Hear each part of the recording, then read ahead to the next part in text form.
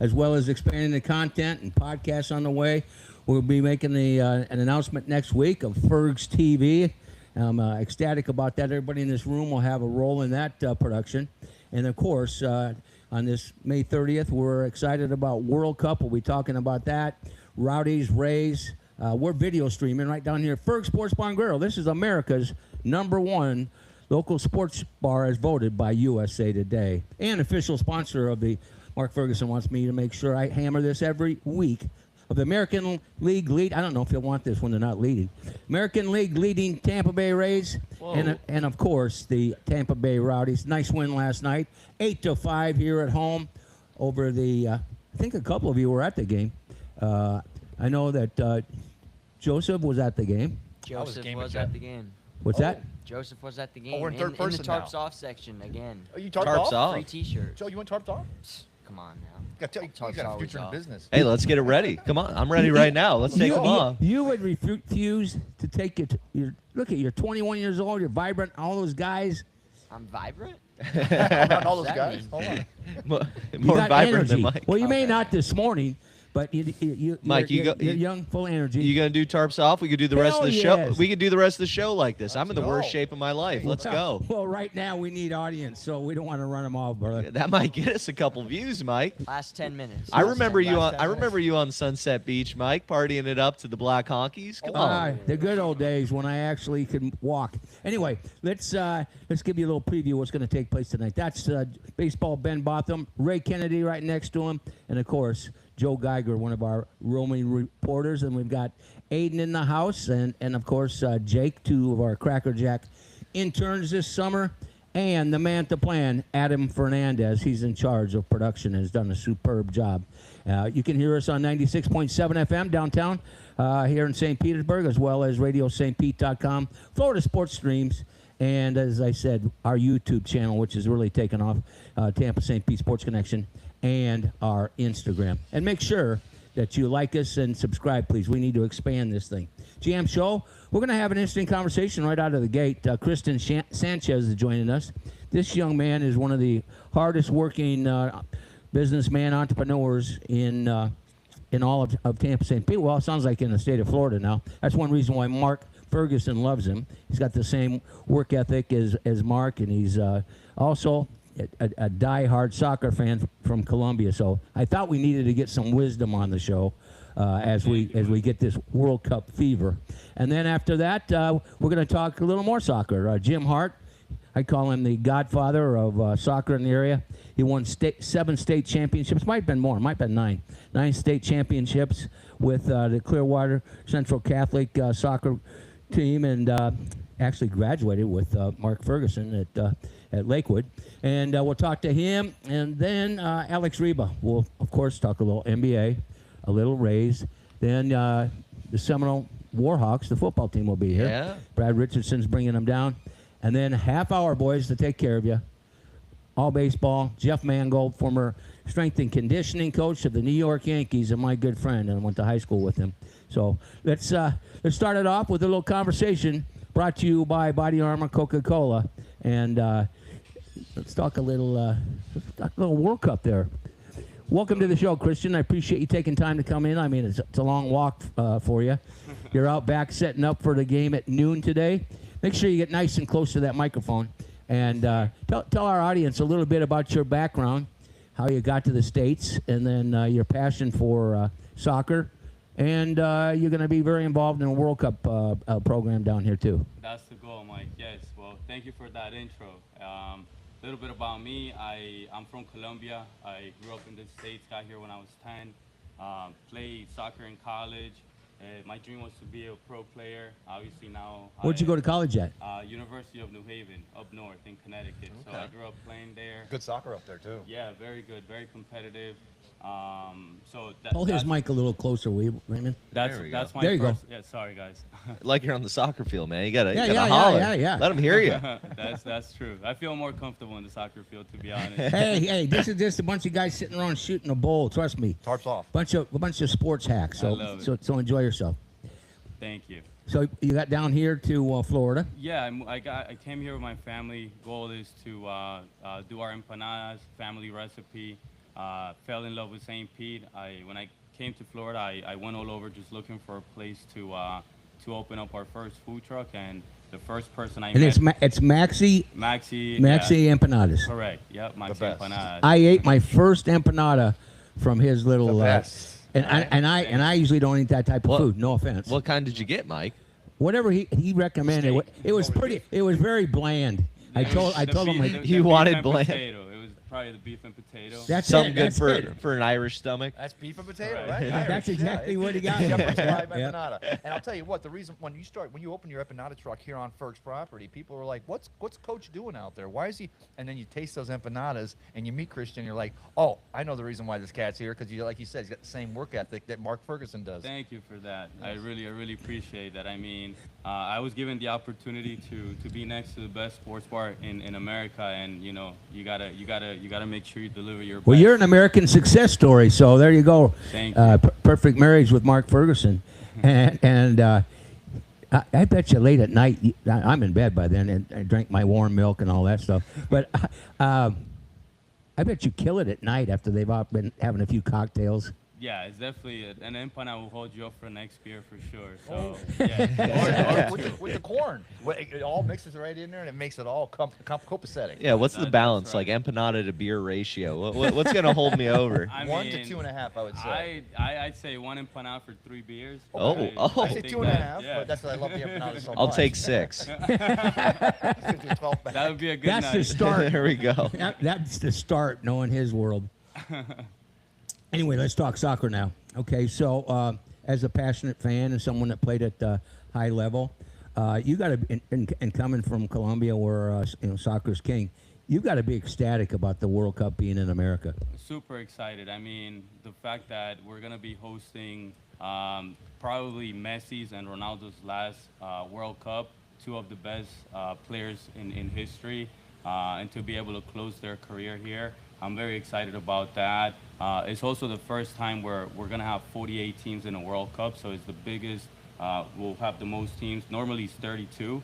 Wow. So it gives a lot of room for surprises. There are smaller teams, but they're in the World Cup for a reason. So I think that there are going to be a lot of teams giving us surprises, and I hope Colombia is one of them. I'm So- sure you do, brother. So why did they expand it this year? Is it just because they're in the United States and there's a lot more facilities for them to be able to use, or is this more the growth like of the game? The growth. Yeah. What's the deal with it? I think it's a combination. I think doing it because it's going to be hosted in Canada, Mexico, and the U.S. We have the infrastructure for it, but I think it's something that they've been talking about for previous World Cups because, 32 teams out of so many teams that compete, I feel like a lot of really good teams are left out. And I think from an entertainment perspective, it's smart to bring 16 more teams in the mix. There'll be more games. It moves the economy. Yeah. And I feel like, compared to the Baseball World Classic where you guys who have eaten pasta once and they're playing for Team Italy, these are guys who are actually from those countries and playing for the team, right? And they've Correct. got emotional equity in representing the colors of their country. Yeah, I mean, there are even players like I'll give you an example. So James Rodriguez, which is probably one of the best Colombian players. When he plays for clubs, he does well, but he's known for like getting injured and not being consistent. When he plays for Colombia, it's a different story. I mean, He plays his ass off. Yeah, he becomes like one of the best in the world, and I think that's also a reality for a lot of soccer players. Your dream is to play for your national team. Playing for a club team is great, but when you wear your colors, it shows, and it happens a lot in soccer. Which is crazy because one of the things about soccer is because these are international stars, but they play for the club teams. Like today's championship, right? The championship. Yeah, final. Yeah, Champions who's League. playing today out back So down he- here, Fergs at 13th and Central? This man is the one that coordinates all the high-profile soccer matches, and Mark puts them on the big screen because that's the following you have. Yes, I mean, I'm lucky to be able to do it. I'm combining two of my passions, empanadas and soccer. So I'm just, grateful to be able to do it here. But yeah, today we have PSG against Arsenal. It's PSG. Yes. Who is it for us? I got a book. These guys get tired of this statement, but it's a fact. Soccer for Dummies. So for Soccer for Dummies, Who's PSG? Paris Saint-Germain from France, and then Arsenal from England. So essentially, I got to go. I got to go with the Limeys. I'm not going with Limeys. France. I can't. He's such a Caucasian. We'll leave him on the side. Hey, I ain't going it'll for be, France if either. they win it, it'll be their first time winning the Champions League. So it'll make a lot of people happy. PSG already won it. If they win it again, it'll be. I don't know if someone's done it yet, but not many teams have won it 2 times in a row. So, Is the Champions League the premier league in the world? yeah, after the World Cup, it's probably the second hardest tournament to win, or at least the biggest one. Gotcha. We're having a conversation with a young man that's a big part of Ferg Sports Bar and Grill down here, Kristen Sanchez. And, you said how blessed you are to be able to have business as well as pursue your passion. And now you just made your debut into broadcasting because you're going to be our soccer expert the rest of the And it's gonna World be a Cup. busy No summer. pressure. It's gonna be a love busy it. I mean, summer. like I said, I'm much better in the kitchen, but I'll definitely No, try you're to smooth. make it fun. And So for some of us, wink, wink, that like to bet, this guy doesn't know anything about soccer, but I guarantee you by the time guy? This guy? by the time, well, this guy, that guy, we don't know anything about soccer, but everybody likes to gamble a little bit. So, who are the favorites for the World Cup? Who should we put our money on? I mean, the obvious ones, like you can never rule out Brazil. They won it 5 times for a reason. I think for me, as a squad, France is a really strong team. If you look at it player by player. I got to stick with the Americas, man. But then, yeah, I mean, Argentina, you have Messi, for me, the greatest player of all time, the GOAT. And he's able to change a game in 2 seconds. So Argentina, I would say Brazil, France, and Spain, for me are looking really, really, those are my top 4. Hopefully the U.S., Colombia will be pleasant surprises and we make it far. But I think those are the top 4, in my opinion. Does the United States have a shot in this? Because, I think about it a lot where, growing up, nobody played soccer. None of my friends really got into it, and maybe it's just because I was a baseball guy and we didn't mess with the you're not soccer wrong, guys. you're not wrong. Yeah, what's the ceiling for the United Yeah, States, what- and what's the floor? You think, Yeah. in this World Cup? He's They the did only make one. the He's the only knockout. one that's They played did soccer. Make the knockout stage. They lost to the Netherlands, and they played pretty well, I thought, in the last World Cup. I think they surprised more people. Are they gonna, I think their group is winnable. Do you agree? I agree. I think they definitely have to make it past group stage. Now we have another layer. We have a round of 32. Right. So I think they need to make it at least until the round of 16. We are playing home. I think people are going to come out and support, and in soccer that plays a big part. When you have the stadium behind you and the whole country cheering for you, like you have to bring it to the next level. So I think we have a lot of young players and we have a lot of talent, and soccer has grown so much over the last. I came here when I was in '98, so I've seen the whole process of soccer growing and turning into a main sport now. But aren't American fans a lot different than, let's say, the European and international fans? Well, hell yeah. They approach it a lot differently, We're right? more Yes, civil. yes, No yes. offense. We're more civil. Well, no, I'll tell you what. They're more Americans compared to soccer on the international stage. I feel Americans, and I'm going to knock us down a little bit. We're more about the name on the back than the name on the front. 'Cause when it Whoa. comes to international soccer, it's the name on the front. Your country, your Premier League team. Yeah. And we're more like, oh, where's Tell the our Yankees Mike that. Trout? Where's our Aaron Judge? I mean, Yankees ain't got no names on the back. That's Well- a good point. Actually, I didn't think about it that way, but yes, I mean, I think it's tradition, right? So if you go to Europe, you have family that's been cheering for those teams or for those colors for Generation. Generational. Yes. Yeah, you So see it's that. almost attached to your last name. So I think that's why. But I think Americans have done a great job on being receptive to soccer and pushing it. And I feel like now, if you go to a Rowdies game, I enjoy it. I see people cheering. I see people. I see the flares going off, and I think we're Flares? Yeah. Fireworks. We got pyrotechnics in the Fireworks. stands. They have smoke. Yeah. We have Rowdies smoke. We have have a whole Smoke, supporters. so- I need to call Ken Babby. Go to a game. I want to shoot some Roman candles off in the outfield. 20 years Right at the ago, drop. Yeah, let's shoot a couple off. Why not? I mean, but 20 years ago, you go to a soccer game and the stadium would be empty. Yeah. Now, we put 60, 70,000 people in an MLS match. So, Well, I'm going to tell you, because 1975, I was on the pitch over at Tampa Stadium, the old Big Sombrero, and we did 68,000 because Pele was in town with the Cosmos. And that That's was amazing. 1975. And I heard someone yesterday, they speculated, well, because Messi's career is coming to an end, was this the ceiling for soccer in America? And I'm like, oh, hell no. No, it's No. not. Not with the Rowdies, the best team in USL, and you continue. The thing is, you got to go out there and look for the stuff. You got to look for the cream rising to the top, and if you understand the cream, then you can understand the game, and that's what we're going to get with the World Cup here in 2026. it's going to bring the level up. It's going to put a lot of eyes into the MLS, and also like the fact that we're so blessed with the infrastructure that we have.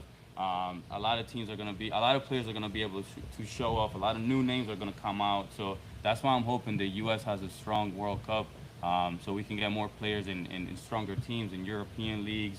And yeah. It all You're watching the starts with, Tampa St. Pete Sports Connection on our YouTube channel. We're live from Ferg Sports Bar and Grill, talking a little soccer with a gentleman that knows quite a bit about it, passionate fan, played the game, and is now promoting, and that is Kristen Sanchez. And I tell you what, you're talking about Messi. I have an 8-year-old grandson, started playing soccer, and I pushed him. I said, go try it, and he loved it. Well, he and his little sister, they all wear Messi jerseys, the pink jerseys. Yep. I mean, sales of that thing. I think you have one. Of course. I mean, I went and saw Messi play. He played in the Bucks Stadium for a friendly against Orlando City. That's right. And the place was packed. And then I went again in Miami after Rays Marlins. They happened to be in town as well. And it's amazing how many cameras he draws. I mean, he's just that good. And I'm glad he said that he thought he was the go over Ronaldo. So I agree with him. And on not that. just that, but I mean, salt of the earth guy. I mean, you can't put together a phenomenal player on the stage of the international. He's a team player too. Of a Messi. Yeah, he reminds me of, again, I'll reference Pele again, because that's what Pele was. Pele wasn't every person's person, and that's exactly what you get with Messi. He's a gentleman. I don't think he realizes how good he is. I mean, I think that he's the best, and I'm sure he's aware that he's different, but his humility is what makes him great, I think. The way he connects with people on a normal level, he doesn't let that get to him. So We have a good friend of the show, Mark Lindsay's his name. I need to introduce you to him. He played on the original Rowdies team back in the 70s. He's alluded Against to. Pele in that game, he was a defender. He's from England. He's a great guy. And he played with Pele, and he played against him. And he would argue, only this point, is Pele has to be in the conversation because he changed the perspective worldwide when soccer was very regional. Would you agree? I agree. I mean, and he was, I believe he played his first World Cup when he was 16. I mean, you start to see some players that debuted at that age now, but that's pretty recent. So for a guy in the 1950s to make his international level at 16, it just tells you the talent that he had and the impact that he generated in the game. I mean, he was one of the first to actually make soccer not so robotic and do the skill moves. The bicycle kick. Come on, man. bicycle kick. Who didn't try that? Oh yeah, and I that's busted all. my butt That's trying- all. Everybody would go to the games, even if they weren't a soccer fan, because they wanted to see the bicycle kick.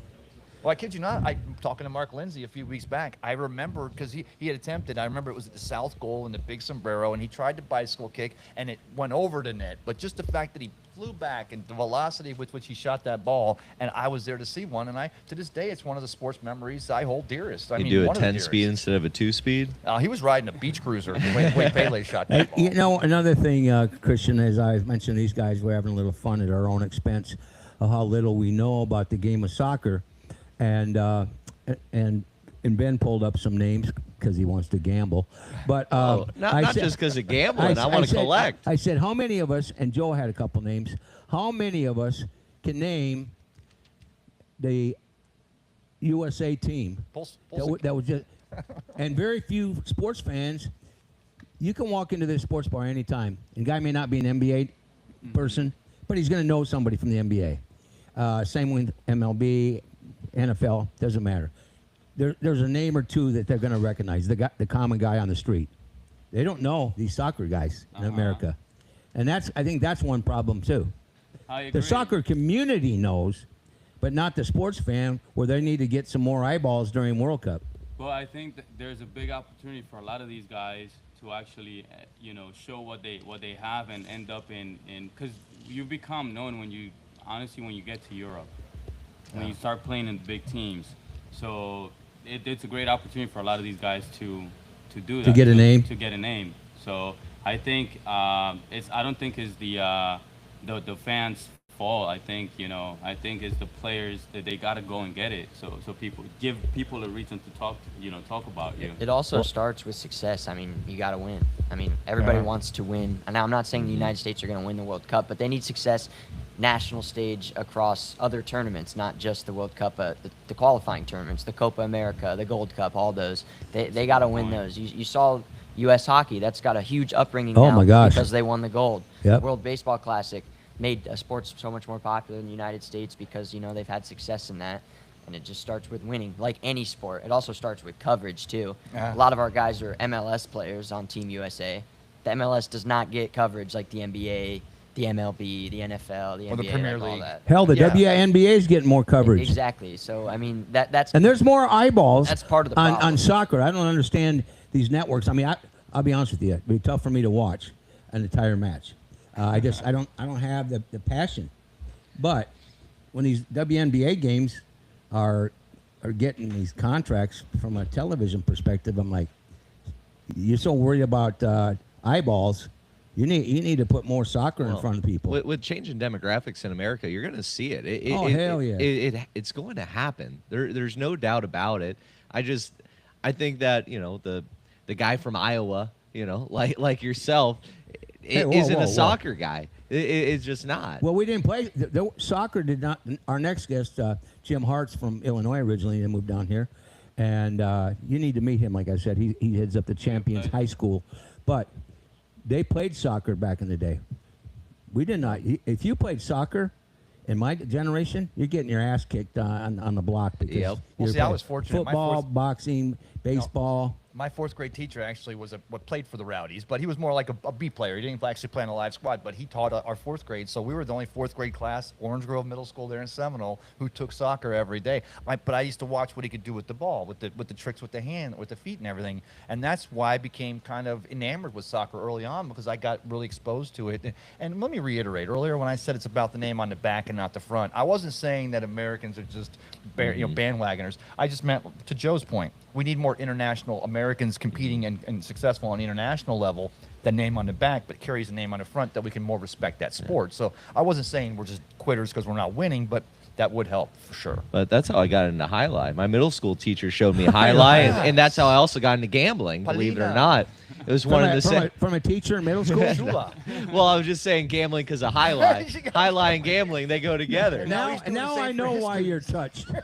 No, but I do think that soccer is going to continue to grow, and I think a great thing that they're doing is their partnership with Coca-Cola, one of our sponsors, Coca-Cola Body Armor. Give us this little factoid. Listen to this. So Coca-Cola is partnered with Panini, And us. and ourselves, I guess, to create an exclusive FIFA World Cup players sticker hidden beneath the wrappers of bottles of Coca-Cola. Oh. And you can go through, and there's 12 players from 10 different countries, 2 from the United States, Anthony Robinson and Let me look it up. and Weston McKinney, and even somebody from Colombia, Jefferson Lerma. Yeah. Okay. Don't butcher his name. He's sitting Hey, right next to you. that's why I look to him for help. I'm not great at this. But it's really cool to see that, because it's going to drive people, because sports cards have skyrocketed in popularity, much to my yes. Much to his dwindling checkbook. Well, yeah, I can't buy the cards I want to buy anymore. But I think that's going to push people towards soccer, because you're going to even if you're not really into card collecting, even if you're not really into that whole thing, you're going to peel off a wrapper and you're going to say, oh, that's cool. I got a guy from the United States. Oh, that's cool. I got a guy from Colombia. And that's going to fuel it. And, you know, putting stars like the guy from Colombia in there, I think that's a big deal. It is. It's also they've done it for all the World Cups, so it's like nostalgia, and it's also a good way for you to learn about other teams, other players that you normally don't look up. And it's also a great way to connect with like your friends and your family, because when you get these cards, you can get, let's say, 3 of the same cards. So you get together, you exchange cards. You trade. So you can fill up your Panini album. That's a brilliant move on Coca-Cola's part. Yeah, Good because old, I don't know World Edison Cup sticker Alvarez book from is Mexico. classic. What'd you say, Joseph? The World Cup sticker book is what he was referencing to. Yeah. I did it in 2014. I almost had the whole book filled, and yeah, Really? nostalgia. You is still got awesome. the book? It's not that easy Maybe. to fill it up. No, but back in 2014, it was probably only like 99 cents a pack. Now it's probably a lot more. Were they smaller? it's They're smaller skyrocketed. cards, right? They're smaller. They're cards, little you know, stickers. Yeah, I love it. It's Are a they sticker. like Every- Panini? It's an Yeah, album. they're from Panini. Oh, they are and- from Panini. Yeah, and if That you corrupt Panini Corporation? we don't need to talk about that. They're almost out of it anyways. Yeah. But if you just peel off that wrapper on a bottle of Coca-Cola, it's there. And I went to the Oh, we got to get that going on down here at Ferg's. yeah, I went to the Circle K I'm not right gonna by the know high right now. school, and they were sold out of regular Coke because people are buying them so much because they want to collect the set. Are those on the 20 ounces? I'm sorry. Yeah, just the regular one that you get from the gas station. Yeah, gotcha. So, hey, you're writing it down, Mike? You're going to Yeah. buy a case? No. We're going to do a promotion. Yeah. For Let's do it. the opening Always day. be closing. We're going to have Coca-Cola bring those down here. Hey, that's a great idea. I love that. I'll fill up my book. I already got 3 Thanks, of them. boys. I already got 3 of them, Mike. I'm ready to go. Hey, Christian, let's talk about what's that show? Wrexham. What's the show? Yeah, Wrexham. Wrexham. That's on BB? it's on Netflix. The series with the Wrexham United. Yeah. Yeah. The I think they were like 5th, 6th division team. Yeah. And Now the reality, are communities that tied into their soccer team in Colombia and South America as much as they are in England and Europe? it's religion, yes. Is it? 1,000%. Oh yeah. I mean, if you can have 2 family members that go for the 2 different, like the opposing teams in the city. When those teams play, they're not family that day. I mean, it's yes, it's that big of a deal. I mean, now before, like you going to the stadium was almost dangerous. Like you couldn't bring your family there. That's what I was going to say. You know, 'cause there was, but now it's changed where you can go with your family, you can enjoy the ambiance. But the rivalries in South America in soccer are big. Well, you, as I said, this is your debut, and you get 5 stars. You're going to be our soccer correspondent. We'll promote. What are the hours typically of Maxi Empanadas? Maxi Empanadas here Yeah. at Ferg's, Wednesday through Sunday. We're here till 10 o'clock at night, and then on the weekends we stay open till midnight, Friday and Saturday. So. See you open soon. all day. Oh, Yes, that's the best. I'll see you in I'll 12 bring some hours. I actually bring some empanadas in a little bit, so you guys. that'd be- Oh, Yeah. All right. I don't want you guys to fall asleep. Hey, so you can bring me a spicy one. I got you. And let me I tell you don't need to something, not handle that only- Irish stomach. Hey, come on now. For the best empanadas, but also the area you have there at the south or the northeast corner there.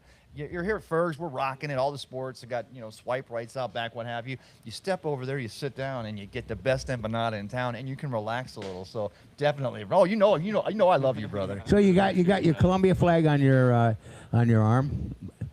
Oh, this cat, Yo, he's got it that's- figured out. I heard both. that's the World Cup final this year. Imagine. Oh, Columbia Wait. and USA. Wouldn't you be in heaven? Oh my God! I just thought about that. Like my mind is going everywhere. but Don't that get would it. be Don't get him. incredible. Don't get him emotional this early. Can I ask you a break quick my question? heart. No. So I know we talked about the expansion to 48 teams, which Yeah. brings to 32, which brings a whole nother round. But also there's 6? I think there's 6 teams in each division. I think there's like A through K? There's like So each group has 4 teams. 4 teams. And then I believe the first 3 of most groups will move on to the next right, stage. the 2 winners and then the best well, actually the best third place team, like 4 best third place teams Correct. of all the divisions. But I mean, that adding that in also kind of creates that, like we're doing with college football and things like that, expanding the chance to get in there, but the cream will still rise to the top. It's going to be a very interesting World Cup in 2026. I agree. A lot of surprises. I think a lot of smaller teams will be able to give us some pleasant surprises. Flex a little. Okay, Definitely. so you're out back, and Columbia is playing the U.S. Uh-huh. Oh, What do you do? he puts the TV out It there. depends we had on TV last time, Does right? it depend on who you're talking to? If you're Honestly- talking to somebody from America, you got the American flag over here. Somebody over here wants some empanadas. They're pulling for Colombia. At least he's smart enough to put the American flag on the Listen, left. Man, smart. I would just- He's a smart I businessman. would just close my eyes and just, if I hear the crowd cheering, then I know what happened. But I love both countries the same. Are there a lot of Colombians in this region? Because I see when you have an event back here, man, they Yeah. follow you. They do. I mean, it's also an opportunity to have access to such a beautiful space. You don't get to watch soccer games like you get to watch here at Fergs. But just give you an exact number, there's around 110,000 of us in the Tampa Bay area. So, Wow, yeah, that's impressive. yeah. So no wonder we get a couple thousand back here. And great So, people too, because like I said, last World Cup you had Colombia every game. You had the TV. Are we gonna have the TV out there again this year? Yes, we are. Okay. Oh, 'cause yeah. You want to Yes, watch we a are. soccer game? Well, we got the big one out here, but I'm also, if you're getting one of those great empanadas, You you won't can sit miss right out. over here. Yeah. You're not gonna miss it because it's all over the place. Yes, Yes. yes. You think he's gonna miss it? Oh, I know he's not gonna He'll miss it. still work. Listen, I could be frying empanadas, and I'll find a way to have a little does. screen there and keep an eye on the game. Every time you 'cause look gotta- out, I'm- priorities. All right. Well, this has been a breath of fresh air, my man. Now we can with some wisdom talk soccer, boys, because Yeah. he's 30 feet away from us. Anytime. And like Ferg, who keeps working, I want to make sure you drop whatever you're doing and get over here to promote your business too, because Thank you. and we look forward to a future. Who wins today? Today, I think PSG will win it. They're so strong. I would love to The see Frenchies? The Arsenal. Frenchies? Nah. They have, I mean, Dembele, a best player in the world. And for what he did last season, I think his level is up. I think PSG just figure out their coach, Luis Enrique. He's figured out a way to win, to get it done. I thought they were gonna be out 2 stages ago, and they're in it. I mean, Arsenal has a strong team, but I think PSG is gonna find a way to figure it out. They figure out some really difficult games. So One last thing. When that tournament starts, how many games do they play to get to the championship? How many matches? Excuse to me. the Champions League, that's a tough question. But they have the group stage, which they played. They each played 6 games. Then they move up to round of 16 and quarterfinals, semifinals, and finals. So 20 some games. No, a little less Matches. But, I'm not sure, to be honest, but Gotcha. definitely more than 10. A hell of a lot. Yeah. Yeah. And so injuries probably take a big factor. They do, yeah. So that's why most of the teams that make it to the final, they don't only have 11 good players, they have 22 really good players that can jump in at any time. I always laugh at the American football fanatics, and there's a lot of us, that watch your game and say, God, these guys are soft, they're throwing flags. You're running the whole time, Ben Botham. There ain't running. I've watched They're a game or running two. constantly. No, they got a little they're pep letting in their up a step. little. They're skipping down the field, Mike. Don't get me on You about wanna know soccer. why they flop and fall on the ground? Because one, they've been watching LeBron and SG. Oh, They're exhausted. Yep.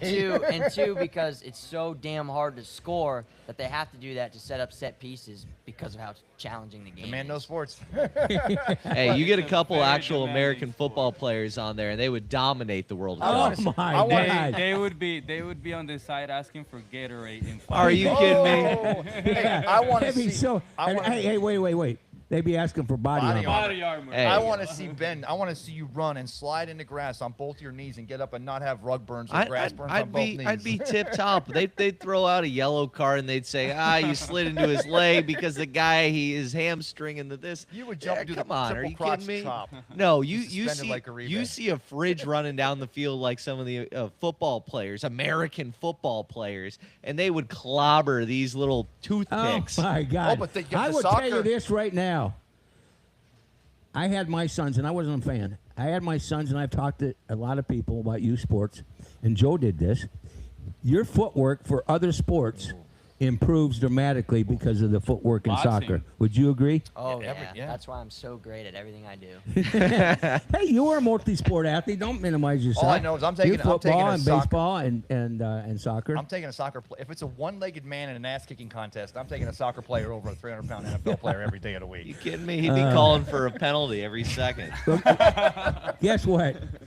Christian was enjoying this now. Now he sees the level of buffoonery we have. I love it, man. You have to. You got to keep it entertaining. Yeah, You got to get a good well, laugh. we certainly do that. All right, my man. Have fun out there today. Starts at noon, right? Yes, it does. You better get out there and start shaking hands and kissing babies. I got to get my fryers going. Don't so I forget can those get some empanadas. Get over there. Don't We got, forget those empanadas. we got Rev up empanadas them coming. fryers.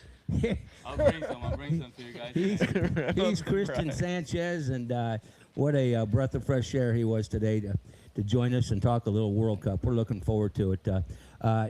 We're efforting Jim Hart. Has Jim tried to jump in, boys, over there? I'm talking to my production crew. Has Jim Hart tried to join us? I saw someone. He's on now? I'll be back with some Oh, okay. in a little bit, okay? Jim Hart, where are you, my man? Hey, I'm here. I'm here. There we are. Yeah, there we go. How's it going? There you go, brother. Great. I've been We're- listening to you guys talk for like the last 15 minutes. Well, That's hey, great at stuff. least we had some good soccer conversation, huh? Awesome. Really good. Really good. Well, Great next points time you- made. Next time you're down there, let's make certain that you meet Christian Sanchez. If nothing else, he'll give you an empanada.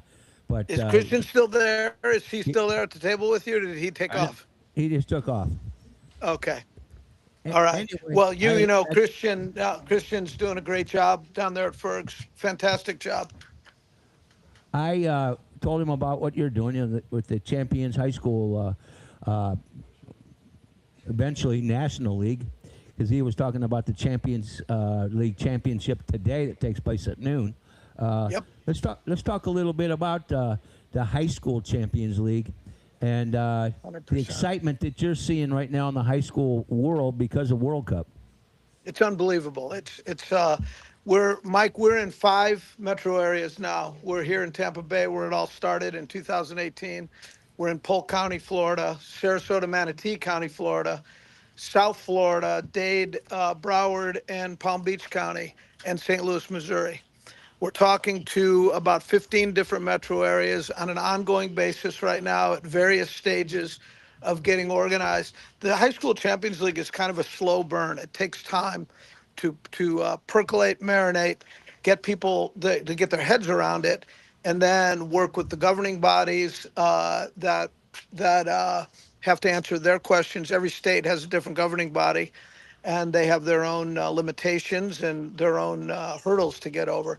But eventually, I would say, Mike, you will see us in Pittsburgh. You'll see us in New York City. We had a great meeting with Brooklyn FC. They want to get started. You'll see us in Chattanooga, Tennessee. Des Moines, Iowa is percolating. Very God's exciting. country. Yep. Omaha, Nebraska, Dallas, San Antonio. These are all places where there's high interest and people that are embracing this. We're having a meeting next week with a couple of people in California. So it's coming. There's no question about it. You know, how many state championships did you win at Clearwater Central Catholic? I was lucky enough to be part of 6. I didn't know what the number was, but that's why I call you the godfather of high school soccer in this region, and you're paying forward because of your involvement. You could be just sitting around in a lounge chair right now, doing nothing. That's not your MO. And you and Mark Ferguson went to the same high school, and you've been friends for a long time. And I love that relationship we have when we have the draft down here, the draft. But you also have developed a relationship with the Tampa Bay Rowdies because Ryan Helfrich, the president, was he a player for you, or was he a coach with you? No, we just met when he moved to the Tampa Bay area. At that time, I was active, and I had a summer camp at Clearwater Central Catholic, and Ryan came on to work for the Rowdies selling tickets, and so I was a natural stop. That's where he got his start in the ticket window. He was selling tickets, and did such a great job that they obviously said, we got to do more with this guy. This guy can do more than just sell tickets, and he's advanced his career. But when we met, he first moved to the area. He was proactive, did a lot of phone calling. I got a call from him. I invited him out to the camp. He saw what we were doing, what our program was about, and we've been friends since then. Now, this goes back to maybe 2010. Hey, I love you, but wherever you're standing, stay there. Okay. You're moving around and we'll lose you, brother. Okay, I'm right here. He's got so much energy. He's got so much energy at his age. He used to walk and talk. Remember that, Joe, when we were talking to him? And he'd have like change in his pocket or something, and the cars would be going by and be like, "Come on, man!" So now we've got you right where we need you. You're in a perfect This is my spot studio. right there. This is the high school Champions League studio right here. And the great outdoors. So you follow closely the Rowdies. I know that. Very closely. Yep. How many kids? I think you've had several that competed against you or were involved in the champions that played for the Rowdies, or guys. Yes. And who are those guys? The main one is a guy called Santiago Castaneda. He was our MVP in our 2021 Champions League here in Tampa Bay. The Rowdies signed him pretty much right out of high school. He was actually still a high school. Is that the kid we had on the air? I don't know if you've had Santi. I don't think you've had Santi on the air. The 15-year-old? If you had Santi, I don't think I know about that. I didn't set that up for you. I think I covertly did it behind your back. That's okay. I'm probably busy talking in Brooklyn or something. We got to all do our part. But Santi is now, he was signed by the Rowdies, and from there he went to Germany. And Mike, you listen to this. His team, he moved from the German 3rd to the German 2nd Division, team called Paderborn, and they've just achieved promotion to the Bundesliga, which is the top league in Germany. He'll be playing next year against Bayern Munich, against Borussia Mönchengladbach, against some of the best teams in the world. And this kid has already made his debut for the USA under-21 national team, and he will potentially be participating in future World Cups. That's Santiago Castaneda. So he is the best shining example of somebody that's come out of the Champions League and gone on to higher things. We've had about 3 or 4 other kids that have left high school Champions League and gone on to a pro career that are still active pros. Hey, I remember now. His dad reached out to us and brought him down here, and it was Carlos. And it was a great conversation. Yeah. Oh my goodness! Well, listen, I've known Carlos. I'll tell you a good story. Carlos was just a dad with Santi's older brother. Signed him up for youth soccer at the place where I was the director of coaching, and I saw that his dad was a good coach, and I said, we need to get you out of this lawn chair and helping us. And he started coaching. In the meantime, Jenny, his mom, was suddenly turned up pregnant, and that was Santi. And so Carlos started coaching on the fields in Oldsmar, and he's been going ever since then. He was a former pro in Colombia. Fantastic guy. He was one of my assistant coaches at Carrollwood Day School for a year, too. Great guy. Well, Christian Sanchez is from Colombia. Small world. We'll have to get him back down here again. Is he still in the area? Definitely. And he's interested in doing anything we want or need to help promote the Champions League. So we'll definitely set that up. All right, my man. All right, guys, quick question about the Of course. Rowdies. Rowdies are playing against Louisville City FC. in Louisville. And that's, Jim, that's been one of the thorns in the side for the Rowdies. They're the best team in the in the league and still undefeated. What do we got to do tonight to have some success or to keep this train rolling and success against Louisville?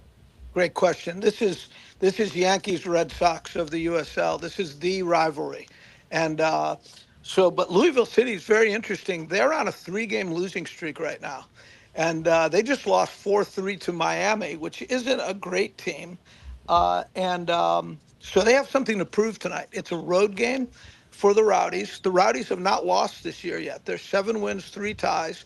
They've only in 10 games only allowed 5 goals. By far the stingiest in the USL. Yeah, Yes, lowest in by the league. far. Crazy. That's, in defense, I mean, you got to start by having a solid back. The Rowdies really let that down the last couple of years. They let in some bad goals that really hurt them. So I think the answer to your question is this: they need to go up there and lock it down in the back, make sure they don't make mistakes, and then take their opportunities going forward. I mean, you can approach this game a couple of different ways. But you can go all out from the beginning and try to get the lead. I don't know that the Rowdies are going to do that. I think they're going to, not to take a conservative approach, but I think they're going to be, they're not going to be chance takers tonight. I think they're going to come in, they're going to be organized. What Dominic Casiato has brought to this team is structure and organization. And they didn't have that for the past couple of years since Neil Collins left. And now they've got it, and it shows, and you can see it. Sometimes when you watch a team, it doesn't matter what sport it is. You can see teams that are disciplined and they're undisciplined in the little things that they do. Just the little things, the way they defend, the way they individually defend, for example. The Rowdies have that going for them now. They have confidence. They have goal scorers. They picked up a new player named M.D. Myers from Charleston. He was on Charleston last year, one of the leading scorers in the league. They picked up another new player from Sacramento, although I think he's going to be injured tonight, Russell Cicerone.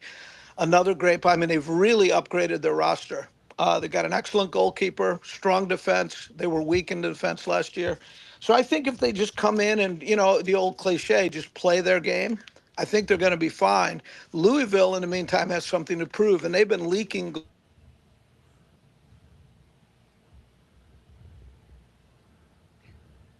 I'm waiting for him. I wanted to hear the answer to that one because he's 100% right. Stay tuned till next week. Stay tuned. That's the second part of our conversation with Jim Hart. But talking about what that sounds like that looks like a battery died situation. Yeah, or he didn't move for so long he froze. But the thing was he transitioned to Nick Casiato, Coach Casiato, and we sat right here with us. He's the one that got him down here. He was here that day, and I wanted to ask him. The family atmosphere the Rowdies have. You got those 3 players from Marshall they brought in, so they brought in a structured, and they got the defense they're playing. We're going to have Alex Reba trying to chime in too.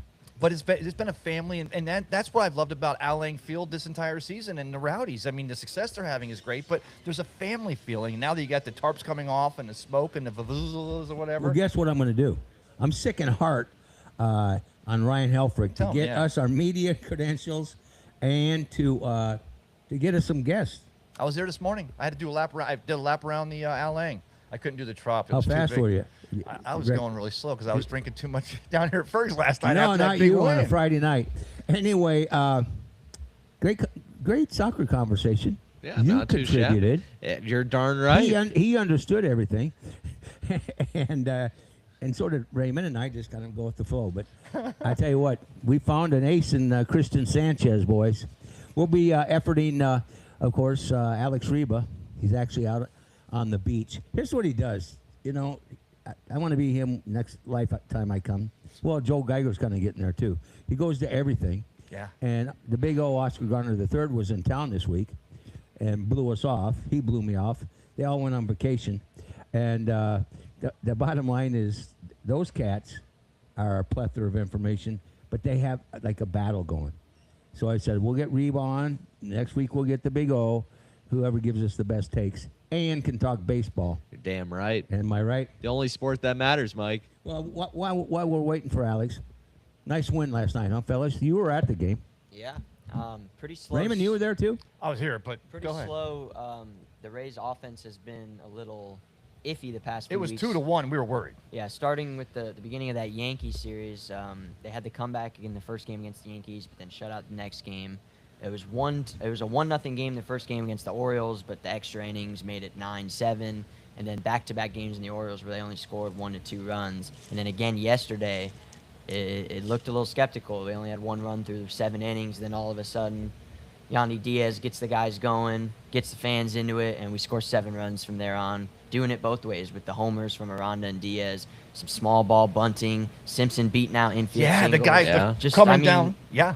Just doing all. I Let love me it. ask you though, Nick Martinez, right? He goes out, he leaves the field. He's down 2-1. So the losses, or not the loss, but he's not going to get the win. But he's still another game, still not giving up more than 2 runs in a start this season. He's been unbelievable. But he's in the dugout, and he's on the top step, and he's rallying guys along, and it's infectious. I've loved the way Nick Martinez has pitched this year, not just the way he pitches, but his emotions on the mound. Not a lot of pitchers show emotions, and when they do, it's from something they did. But Martinez has done when Caminero makes a nice play. He's right there. He's in his face. Let's go. When DeLuca threw the guy out of New York, he's right behind home plate saying, "Let's go." I love the passion. Isn't that part of the success of this team? It certainly is. I mean, he's what is he? He's got a 1.62 ERA, and the Rays are 9-2 behind him. He's allowed 2 runs or fewer in each of his 11 starts this season. It's great, and I like that you mentioned that emotion. Well, what about a guy like Urbez or Urez or Urbe? Is that how you pronounce Yeah, it? the triple Or cross Come on, Uribe? you sound like me. Hey, I don't know how to pronounce Well, all he gets these names, a Mike. game suspension. Lexi was telling me about this. He gets Yeah. a game suspension and an undisclosed amount of fine he's going to get from it. But For 3 pumps. The triple- rule the is 2 triple pumps. crotch- But the thing is, he did it right towards the St. Louis dugout. I don't care. Well, I talked about the NFL. But I hate the coaches throwing a flag at the ref's feet to show him up. I like let's challenge. I know If how you're you gonna feel if you're about the gonna do challenge. this crap and challenge an obvious strike right down the meat of the plate, then sorry, pal, you're gonna like you're gonna get the chop. It's coming your way. Triple Hey, crotch chop. hey, soccer man, return. We're talking baseball now, but at least we can do a proper goodbye to you. Your battery died, didn't it? I don't know. It was my battery. I don't know what happened. I lost internet connection. I have no idea what happened. Well, Here we're I going to am. wind things down here, but one of the things I wanted to impress upon you is we need a sense of urgency with Ryan Helfrich to get us some media credentials and get more people down there. So we're sicking Jim Hart on him. On it. On it.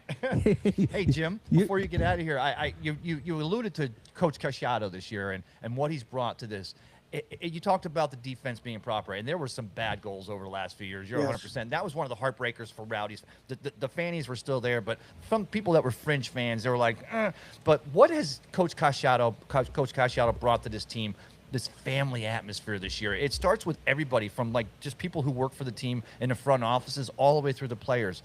Has Coach Casciato been a major driving force behind that? 100%. He did a lot of what Neil Collins did. It's a whole, like, all-encompassing approach. Some people come in and they get right straight to the X's and O's, and they forget that this is a group of individuals that are going to be like a family. They have to live together. They have to set a foundation for how they interact with each other, what the standards of basic standards of the expectations at practice, of interacting, of working to achieve. I mean, it's really about putting in place a way of thinking. I think of it, this might be a loose comparison, but almost what Tony Dungy did for the Bucks.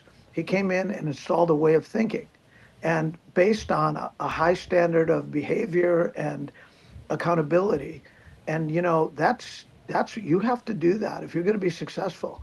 You can't X and O your way to a championship. You might be able to X and O your way to a single victory, but not to a championship. And that's what he's brought. He sees the big picture. He respects everybody.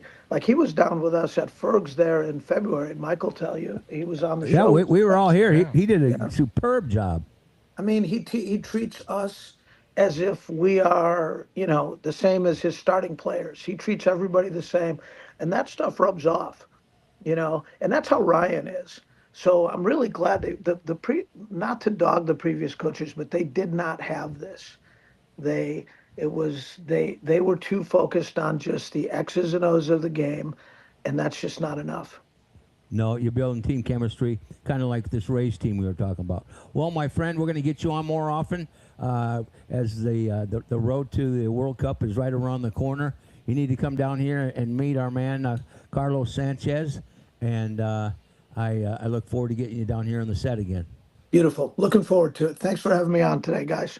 The godfather of soccer in Pinellas, well, the state of Florida. I mean, and he's making some big moves with the Champions League, the high school Champions League. Now you guys can go back to baseball. No, I want to say, going back to Jim Hart, when Coach Casciato and Jim or Ryan Helfrich's down here, you're sitting next to these. I'm not even knowing who these people are. We're talking, and all of a sudden you realize it's the coach of the Rowdies. Oh, it's the GM, or it's this or that. That's the kind of people that you have in those programs. So are the Rowdies like AAA? I'd say yeah. Double They're probably A. the second best G League? in America. G You know, League? America, yeah. G League would be a good comparison, but I mean, still fantastic. I mean, get down there and watch them. The way they're playing, this team is playing so solid. It's very entertaining. He made the point about how big this game is. USA, Louisville City versus the Rowdies. I mean, this has been a playoff matchup 4 times the last 5-6 years. It's been an Eastern Conference final twice. If you remember, in 2021, they had probably one of the greatest soccer games I've ever seen live. It was unbelievable. We tied it in the final second and then won in extra time. But these two teams go at it. Louisville City Stadium is unbelievable. Their fan base is amazing at Lynn Family Stadium. And the Rowdies fan base is also one of the best. So top 2 programs and teams in the league.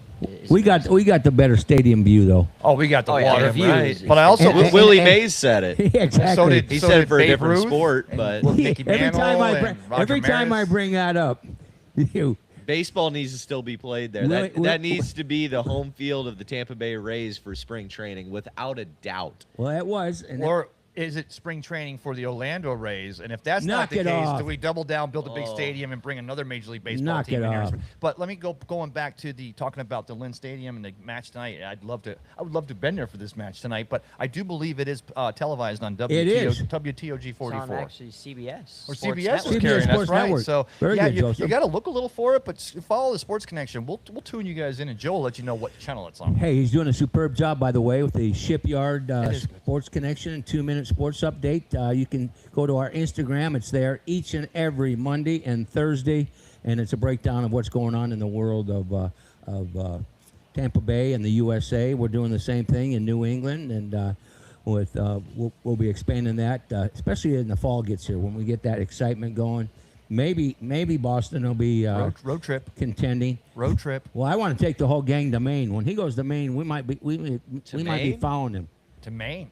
to Maine. That, Never been up there. Monster well, neither have I. Lodge. That's the headquarters of Shipyard, and Adam's bolting on us. So I think we just load up a bus and we go to Maine for a while. Why don't we make a stop in Cooperstown first?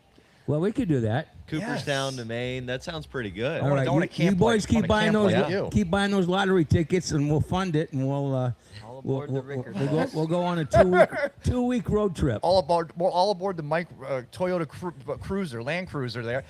The stuff you brought us from Cooperstown was 2 years ago. Last year. That was last year. Yeah, Right. that was Ichiro, There's something in front Dave of us. Parker, all those guys. Come from a campsite. Coming live from a Yeah, campsite. live from Where the were you campsite. there? I was Somewhere on- in Ohio. I was That would've on been great. Glimmerglass That Lake. would have been great for our Instagram now. Yeah, I still got the pictures. It goes forward. I mean, it literally was Yeah. just a fantastic. But you took us to Cooperstown and you got to see your boy Ichiro. I called in. I did call in at Yeah. one point. Oh, you I was did. hanging out with Ray Burris, former Major League Baseball pitcher. He actually might be willing to come on soon, Mike. We might be able to bring him on, Bring talk a little anybody bit of on. baseball. And the way we're going to be expanding things, we're going to need more and more cool content, and all the way from the OGs to the young kids, and that's how we look at it, bringing cool content. Hey, did you see yet Nick Cowan? Have you gone to our Instagram today? Not today. You go to Instagram today and see Nick Cowan as a bat boy. He showed me that. He sent that last night to me. I sent it to you. Yes. And that stab he makes. Did you see it, Ben? No, I didn't. Yeah. He's on the third base side, He's right? got some glove. Third Yeah. base side. Yeah. I mean, Well, one of our own, Brett Phillips. I know you guys were at the game. Did you see him? Oh, He you were went there. he went tarps off last night. He was He into was it. Brett spinning- Phillips Joe, did? absolutely. Joe, That's tell a us real about Florida this. boy. That's a real boy right there. Down Seminole south boy. Florida boy. Seminole boy right there. Yeah. Yeah, he, went, he was. he went tarps off. Oh, for like 20 minutes. It was probably right after I think we had the rally, so the end of the 8th and beginning of Well, the he's ninth still inning. fit. He looks good doing it. If the And football team wasn't here, I'd be tarps off right now. Oh, that's right. Yeah, there's some parents there. That, I gotta be careful. Yeah, you do.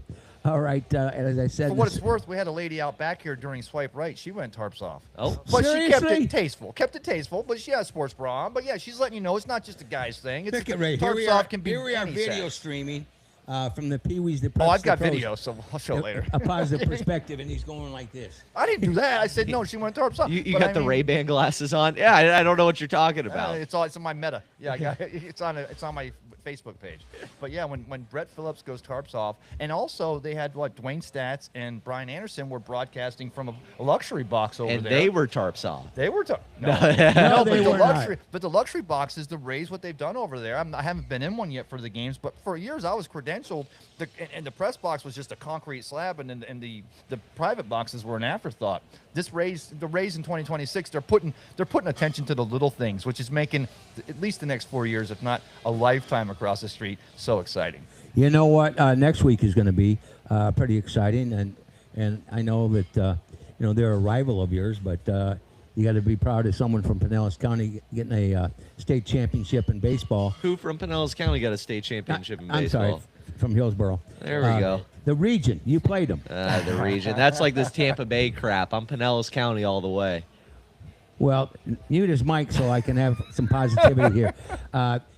Jesuit Tiger baseball is going to be down here, and they've got a couple of studs that are going to be pitching at Division I level, and then more than likely get drafted. I'm certain get drafted. Oh, absolutely. They're a great squad. I know it's a little tongue-in-cheek saying that, but I'm very happy for them. And, they ended our season, and so in my opinion, I like seeing the team that beats you win it all. That's how I look at it. Knowing, that's the best team in the state, and they got it done. Well, and congratulations to them. They got a great bunch of ball players, and Doug Wecker's going to join them. wonderful. And of course, he went to Northeast. He's a Viking, but he's going to join them as well. So we'll have some great baseball conversation next week at the high school level.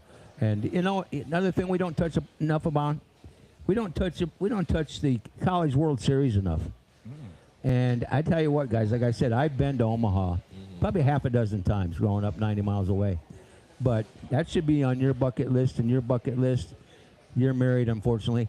But it should be on your bucket list, Unfortunately, man. Let's hope the Knights get there, and then maybe Mr. The Geiger Knights. will get. See how quickly The guy he will be switches covering. from You Florida mean State? Georgia Southern? Can I work? Go tech- I Eagles. mean, I would go if Georgia Southern was in it too. All right, Oh, let's see rock there? and roll. You know what? I don't think people put enough focus on this. We all love March Madness, Yeah. but if you take a look at the College World Series format, you've got a million of the David versus Goliath stories playing right now. Yeah, I mean, look at yesterday. Number 1 seed UCLA lost. They're the first 1 seed ever to lose their first Love regional that. game. Who'd they lose to? Santa Barbara or something. I mean, Yeah, crazy. Pull I was it gonna up. say What- let me Bethune ask you- Cookman or a FAMU going in there. Didn't Savannah State make it one year?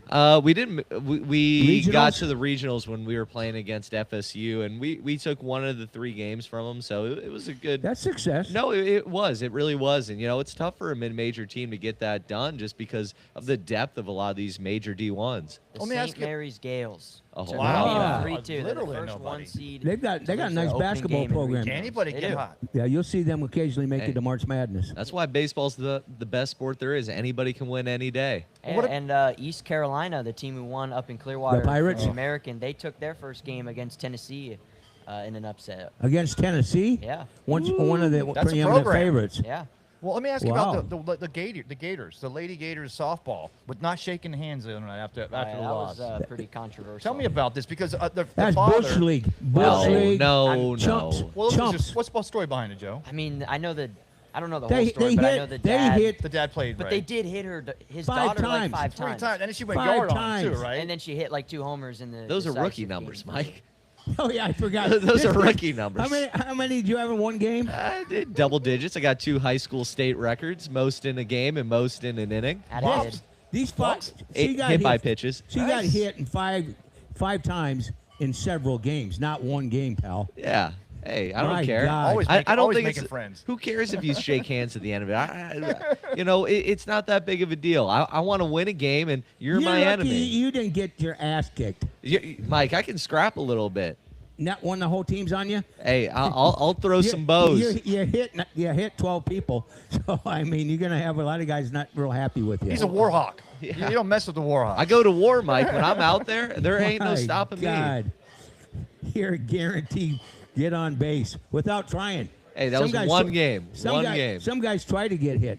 Bottom's on them on. Don't worry, you're gonna. Hey, I was just following the you're gonna rules. Get whacked. I was following the rules of the game, Mike. I'm just sorry that umpire didn't understand the time-old tradition of Well, baseball. You're pulling it from down here, back here. Yeah, down low, baby. I Oh, was like my. Kent Tekulve, Dan Quisenberry kind of guy. Think about this. I coached traveling girls softball, and Did you tell him to hit the opponents? You're damn No, right, but, you should have. But a rising softball and a rising baseball from a submarine pitcher, you're so used to a baseball coming straight in or coming at. When it's coming in and coming up at you, so much harder to get a beat on, and it intimidates you, especially if you're getting plopped by it every other You're time. damn right, I'm the intimidator. Coming on down, all 5'10" of me. Speaking of the Jesuit baseball team, when we had them, Doug Wechter, and we had the entire Jesuit team, those kids all stood up. 5 of them walked by. They were 6'4", Yeah, taller, they're right? That's why I asked about They're the meal huge. plan. Yeah, he did. Well, but then, And they said it's fabulous there. Yeah, they're like, we steak dinner, maybe a lobster here and there. I was like, God Almighty. And I question. I always say, it's the haves and the have-nots, and that's a fact. Hey, is the Seminole football team here yet? It looks they like are, it, Mike. Yeah. Well, why don't we make that transition? And I'm going to put you on the mic. Let's thank a few sponsors as the Seminole Warhawk football team collects himself. And I'm going to have Ben Botham, who's a teacher and a coach there. Brad Richardson, our director of high school sports. Brought to you by our good friends at Body Armor Coca-Cola. And we're going to bring Monster into the mix here shortly. This time of year, these guys are getting ready for a little 7-7 and OTAs as they call them in the NFL, doing a lot of weight workouts, and appreciate them coming down today and Coach bringing them. And Bradley, we're also brought to you by our good friends at the U.S. Marines. They're gonna jump on board in the fall as well. And we're live from Ferg Sports Bar and Grill, America's #1 local sports bar, is rated by USA Today down here at 13th and Central. If you're a soccer fan, right now at noon, we got the Champions League championship taking place out back. Had a nice conversation with Christian Sanchez, and he's going to be the promoter. And now why don't we switch gears and talk a little high school football with Brad Richardson. Mike, before we get everything started and all, I want to do a quick shout out to somebody. This guy was a Seminole Warhawk. He played not just on the baseball team, but the football team as well. Today is his birthday. Which cat we talking about? We are talking about none other than Brett Phillips. All right. He played football for Seminole High School. He was a running back and a quarterback at one point. So today is his birthday. That's why he went shirts off last night. It was his birthday. Tarps off, yeah. Tarps off. And I actually messaged him a little bit ago, and I had to tell him, man, I think you need to start hitting the gym again. I think you're getting a little too tubby. That's what Dad Me? waits for. Or No, Brett? I told that to Brett. Oh, Brett looked good, man. I Hey, saw him on national television. He looked pretty ripped. Hey, I'm honest with him. I'm in the worst shape of my life. He's in the best. Well, Ben, that's nothing new. That's nothing new and all that. So I got to get Coach Pip getting me in the weight room again. I mean, let's put it this way. He's leaving. You guys leave for lunch early and all that now. Well, no, we take lunch late. It's at the end of the day Well, now. yeah, 1:30. But so, yeah, you have plenty of time to go to Chipotle or wherever you like to go, Botham. Yeah, with Mr. Stoffer giving us all those donuts, man, I'm plumping up. Friday donuts with Friday Stoffer. donuts with Stoffer. Alrighty. All right, Benny, let's go. Joining us here from our Coca-Cola Body Armor Studios at Ferg Sports Bar and Grill, voted America's #1 local sports bar by USA Today. Ladies and gentlemen, please welcome the Seminole Warhawks football team. Guys, welcome to the show. Great to have you here on a Saturday. And best part right now, school is out. It is out for the summer. Let's go. I think me and Coach Pipkins here are happier than the kids. Yeah, but hey, but they have their whole summer ahead of them. All right, so guys, let's go ahead and get this underway. And introduce you guys. Tell me what you're on, what position you guys play. Marquise Bethune, class of 2027, and I play receiver. I'm Eric Abbott, class of 2027, and I play corner, receiver, running back, all those. My name is Ryan Abbott. I play corner and receiver. My name is Kimani Underwood, and I play DN and running back. My name's Ian May. I play wide receiver. And who's the main man right there on the end wearing the orange Warhawks hat? That would be you, Coach. My name's Thomas Pipkins. I'm the head football coach at Seminole High School. All right, guys, once again, welcome to the show. So, you know, with this coming season up and all, Coach, you know, what is the game plan right now for these guys during the summer? How are they going to get better? What do you have organized, ready to go for these guys? So there's a couple different things that we have organized for the guys right now. It's just in the gym. We're just trying to get as big and fast and strong as we can. That's been the idea behind a lot of the things that we went into this season. You know, I talked to you earlier about under construction, how we've been doing things, and December we really took a hard look at the program and the potential of the players, and we've just dove into the weight room, and that's been the main focus of how we've tried to get better, and the players have did a really good job of buying into what we've been doing into the weight room as well. So we're just going to continue to get bigger, faster, and stronger. We've dedicated a spot at Pinellas Barbell with our head strength and conditioning coach, who also coaches our defensive line, Craig Foster. He's been instrumental in getting the players better, and that's going to continue to be our goal, is hit that weight room and continue to get these kids as big and fast and strong as we can. Yeah. So you mentioned the construction going on around the school, and I know you guys have had to adapt. How have you guys as players had to kind of change and kind of rise to the occasion for that? Because it's not easy. A lot of the other schools, they're not dealing with this. And I see you guys walking around. You guys are some of the biggest son of guns on the campus, man. You guys look strong. How has it been adapting to that and really kind of trying to bounce back and forth between Seminole and where you guys are at now for conditioning? I mean, anybody can answer this, so go ahead. It's not really that hard. You just got to get to class, finish schoolwork, and get straight to the gym. If you don't got a ride, find a ride, ask teammates. I mean, there's always a way. There should be no excuse why you should not be at the weight room, and you should not be doing schoolwork and things of that nature.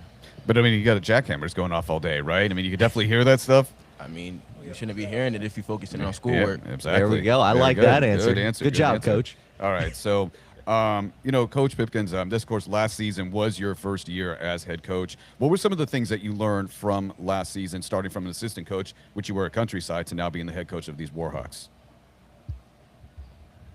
Man, it was I really didn't I think I underestimated the adjustment going into it. In my interview, they told me, like, hey, you're potentially going to go 0-10 with this team, and I don't think I was prepared for the amount of work that was going to go into it, not just from like the day-to-day operations, but how I was going to handle things with players, how I was going to handle things with parents. And I think the adjustment that I made was the Seminole community is unlike any other community that I've ever coached for before.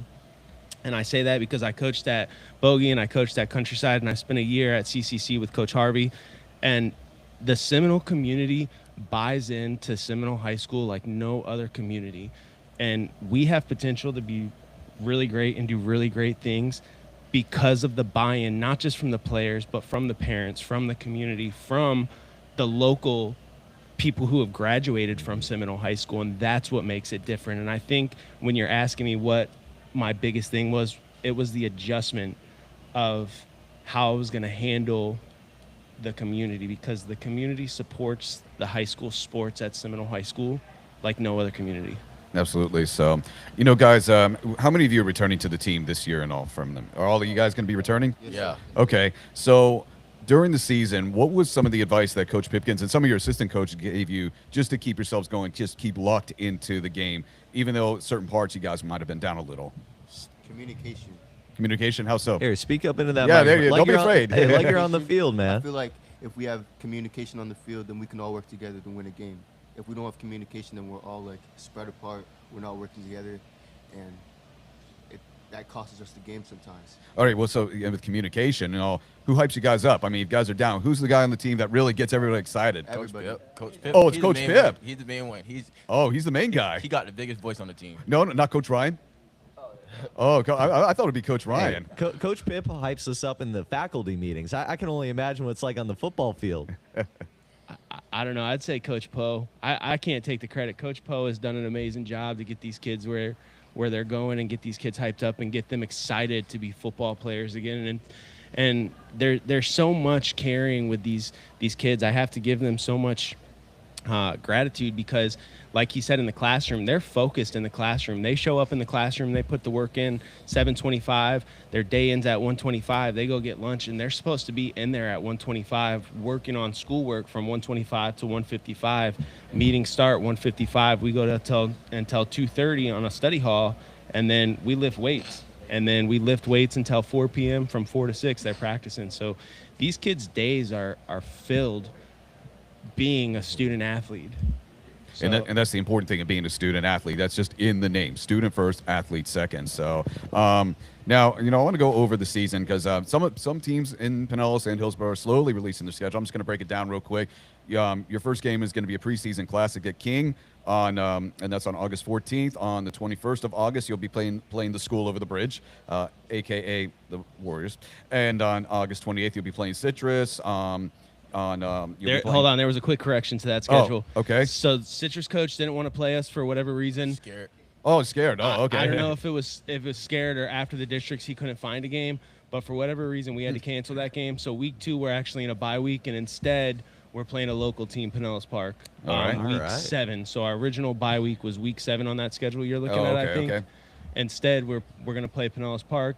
The coach and I at Pinellas Park, we agreed on some terms, so we're going to work it out. We're playing each other week 7, and then I think it's week 7. Don't quote me on that. Okay. Week 2 is our bye week, though. Yeah, and they have a new coach over at P Park too. So, but yeah, just looking at the schedule for you this season, Coach. You guys this year have returned back to the districts. Last year, of course, you were independent. Now you're in 3A. Region 3, District 11. So with the teams that you're going to be playing, you're going to be playing some tough teams and all, but also too, you're going to be playing some teams that we all know in the county. So other than district teams, what was some of the bases that you chose for other games that you were going to be playing? We already know what happened with Citrus. So what were some of the other options there that made the decisions? So it was really about who was local first. So I went local. And the School Over Bridge in Seminole, they have to play every year. That's a school rivalry that goes back so many years. So we had to do that. And we figured, why not week 1 get it on and popping. And so week 1 just worked out with that. And then we're gonna play George Jenkins in Lakeland. The coach and I over there have, we know each other. Like the coaching community, it's pretty small. So once you know a couple of coaches, you're locked in with a couple of the other coaches. We met a couple years ago at a clinic, and we're gonna, we agreed to go up there this year to Lakeland the first year, and then next year he'll come down here and we'll play. How do you guys feel about moving back into the district? You guys have been independent for the past 2 years, and now we're back in this. Does that breed kind of sense of competitiveness that you guys have been looking for? What's it like? We really don't see no competition. Oh, really? Right. Oh, good thought. Yeah, pretty confident going into this season. I like the competition, whether it's there or not. There we go. All righty. Come on, guys. Going down the line, Don't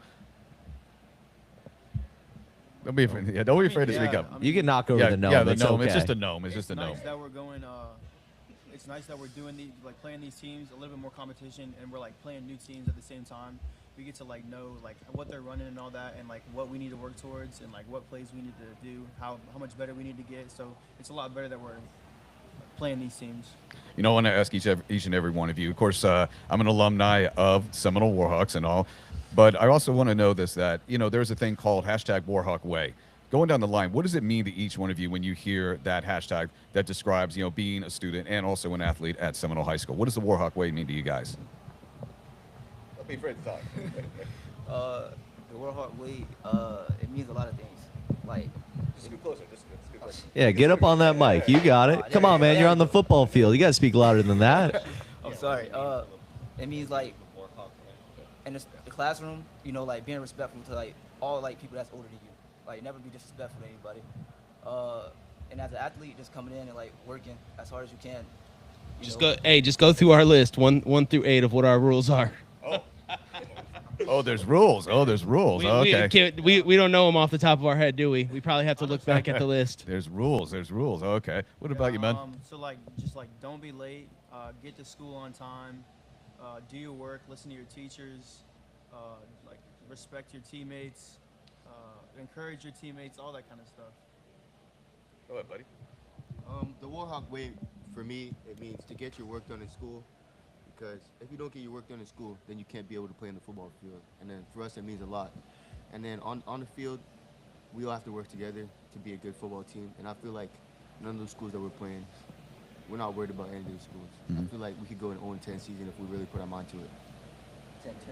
Yeah. Sorry, We 10-0. don't think about the. Yeah, I know we're gonna win all of our games. We put that behind us now. Go ahead.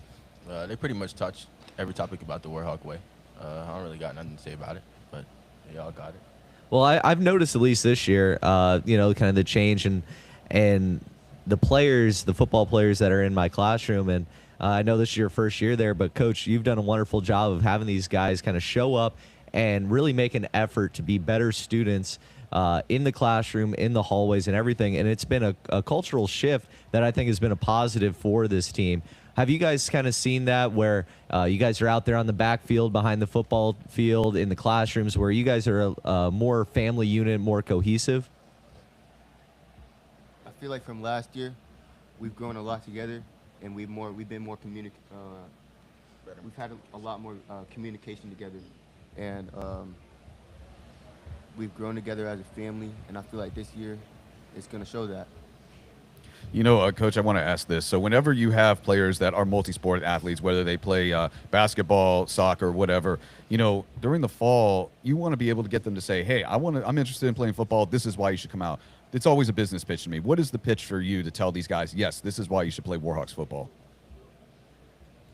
Anytime I'm pitching a kid that plays another sport, I always talk about how many college scholarships are available for football players as opposed to basketball, for example. If you look at the statistics between how many scholarships are offered to schools that offer basketball scholarships, and you take that same school and you say, hey, how many football scholarships do you offer? The number is going to increase dramatically. So that's my first pitch to a kid, like, hey, do you want to play college athletics? And a lot of times, kids are afraid, like, hey, if I go blow my knee, I don't have a chance at all. So that's the biggest drawback right now is kids are afraid of being injured. That's just really their fear and all that. So we got a great training staff, right? I mean, I know I've seen you in there, Kimani, Miss Allison's office. She helps take care of you. Does that make you feel more confident in going out there and giving it your all if you have someone like her that's able to help you out? Yes, sir. Pretty much. We try to stay away from Miss Allison, to be honest. Hey, I get it. No, I'm the same way. I get it. I don't want my baseball players in there 24/7, but it must be nice knowing that somebody's there looking out for you and able to kind of help you get back into playing form. Yeah. I'll be honest too. Like, we talk about this cultural shift, right? Mm-hmm. Like that, the adjustment from August. From August until December. It was that big adjustment. I really didn't hit the peak with these kids until after the season when I had time to sit down and be like, oh, shit, we just went 0-10, right? And really sit down and think about, like, okay, what needs to be fixed? So I made a plan from December, for the next 2 years. And I wrote out a 2-year roadmap and a 2-year road plan of what needs to change. How are we going to change? And you speak about developing that culture. The first thing I did was I got rid of the offensive coordinator last year. He was a great guy. It wasn't working for what we needed to do. And I brought in Tyler Bradley. You're speaking about Seminole alum. And I got Bradley here today. Yeah, he's right over there. If he wants to get on the mic and stop being camera shy. So that was the first thing. You're talking about people who care about the program. So I had to find coaches that cared about the program as much as I cared about it. And that was the first thing, was getting 2 guys who were Seminole alum. That's where we found Craig Foster. That's how we found Tyler Bradley. And it was almost a godsend, right? Like, I didn't reach out and find coaches. I was kicking this guy off a kickball field at the softball stadium. I was like, dude, get out of here. You got to go. It's time for you to get the hell out of here. And he looked at me and he was like, dude, I used to play quarterback. I used to be the quarterback here back in the day. I looked him up. I was like, oh, holy shit, dude. Like he really was the quarterback here. So, that's when we started developing that friendship. And I really couldn't have did it without him, right? Like, and you talk about the adjustments and the growth. The last team that we played, however many months ago, when was that? November, December, the last time we played Osceola, they kicked our asses 44-0. And then we just played them again for spring football. I was going to ask about that. Tied 7-7, and I don't want to make any excuses, right? Like, we dropped a touchdown, we missed a field goal, we had a touchdown called back because of a legal man downfield, right? And right now, and I got to accept this as the head coach, we don't know how to win as a team, right? We don't know how to win yet. Winning is hard. Winning football games is hard. Right. And a lot of people, you talk about that, like, how do you make your pitch to athletes, right? Like, how do you tell a kid, like, hey, you're going to go bust your ass. You're going to go work in the weight room. You're going to get hit. You're going to get knocked on the ground, get up, and you might not win the game on the end of that Friday night. Right. Like, that's hard to pitch, and it's hard to win football games. Right. So these kids, but they see the growth, and these kids are still hungry for their first win. Absolutely. So you must be looking for a lot of guys to step up, be team captains, and kind of lead this team, right? There's not necessarily looking, because we have it, right? Like, it's in the hallways at Seminole, and that's what we did. Like, we just went in the hallways. We said, okay, who do we have? Who's here? We found freshmen that didn't play this year. Like, you talk about our starting quarterback who started for us in the spring. Both of our starting safeties for us in the spring. Neither one of those guys played for us in the fall. We found them in the hallway. They played Little League football. So now we have kids that played a season of Little League football that are coming up. And it just shows, like, you add those kids to the mix of some of these seniors that we had, like Ryan, like Marquise, like Kamani, like kids like Grayson, and to the other hardworking kids that we have on the team, like the kids like Luke Follett, like those kids like Ty Pierce, like those kids like Laban Yokley, like those kids like Tyler Vargo, right? You mix all those kids like that, and it just makes one cohesive unit, and it makes one family. And now these kids see the potential, right? So all these kids see the potential and the growth of how good we're gonna be this year. Absolutely. One of the things I want to ask is that during the summer, it's a time to get family built up and to get everybody as a unit and get excited. What's some of the things that these guys are going to do this summer as a family bonding thing, just to become a family? Anything planned out that you guys are going to do? Work out. Other than work out, there's got a lot of things you guys are going to do. Yeah, no team meals, maybe a bowling activity. You guys got something? We're going to meet every Wednesday at Reddington Beach. Beach days. Whoa. Hang on. Hey. Beach day. Okay. So, alrighty. So, every Monday, Tuesday, and Thursday at Pinnell's Barbell. That's what we plan on doing over the summer. Not too shabby. Not too shabby at all. So, what do you expect in a leader? Whenever you have the seniors that are chosen to be your captains, what does Coach want to see in a leader? What is his expectations? Somebody who's at practice every day. Well, true. Yeah. What else? I mean, just like somebody that shows up, is not like bringing your Here, pull that closer. Yeah, there you go. Bringing your teammates down, is encouraging everybody to do good in the weight room, to come to school. Like, no excuses. Like, if you're gonna say oh, I just don't want to come, or like I slept in or something, there's no point in saying that. Like, you should always be at practice. You should always put in the work in the weight room, and you should always come to school, do your schoolwork, and just encourage your teammates to do a lot better at school and on the field and all that. So when you guys are in the locker room and all, I've always known this. Whenever I walk into there, there's an interesting playlist that is always going on. You guys control it probably, right? Or does Coach Pip? It's a mixture of both. A mixture of both. Okay. Who's got the better music? Yeah. Top 3 artists that are going to be on that playlist that you guys can tell. Not Lil Wayne. Lil Wayne's not. Oh, really? Whoa. I know, man. These kids are taking shots I don't like this, Pip. At the go. I know. We have a steady mix of Lil Wayne. These kids are requesting kids that I've never heard of. I think that just shows my age, right? Like, I think the most requested one right now is T-Squeeze, Rod Wave, and a guy named Chicken P. Hey, Rod Wave's right? Okay. That's the hometown hero. Yeah, he's from the Berg. So I mean, even I'm walking around singing that I'm the people's favorite now. So I'm the people's favorite. No Billy Joel in the locker room, Coach. No. Well, I mean, Benny, no pressure would be a good one. Yeah. No pressure. Pressure would be a good one, and all that. I like that. Absolutely. So you mentioned alumni kind of coming back and trying to get them back in there. One of the guys who I graduated with, Brandon Walton, have you reached out to him at all? He's currently with the Saints right now. Have you had any communication with him? See if he might want to come back? So Coach Foster actually was able to get in contact with him just through their mutual friends of people. So I don't want to put out too much information just yet because there's nothing in the works yet, but there has been a little bit of communication between Coach Foster I'll shoot him a and text. his camp. I'll shoot him a text. I got his number still, and I'll see if I can work some magic as well. All right. That would be awesome. So, any of you guys here dual sport athletes? I've always had a lot of respect for dual sport. Any of you guys here? Track. Oh, okay. Track that way, though. Track that way. Oh, okay. So, what event do you guys run in track? I run the 100, the 4x1, and the 200. What's been your fastest speed time? Excuse me. Probably for the 100 meter. Absolutely. It's 10.9 right now. So, how has that helped you get faster and all? I mean, I don't know. I just like every single time I do like track and all that. It's kind of like it works. It gets me like more motivated, and I like beating people, you know. So like I just recently went to regionals. I didn't win, but I did pretty good out there. And it's like every single time I run, I want to get better, and I go out there and train, and I just like put that after that. Like once I run, I like put that towards like the football field, you know. Yeah. It's like how I can do better as an athlete out there. You know, one of the things, of course, I saw this past season is you had the Seminole Seahawks down. When I was growing up in Seminole, it was the Seminole Chiefs. That's what it was at SYA long time ago. Guys, whenever they come to the field, I mean, they're going to be watching you guys.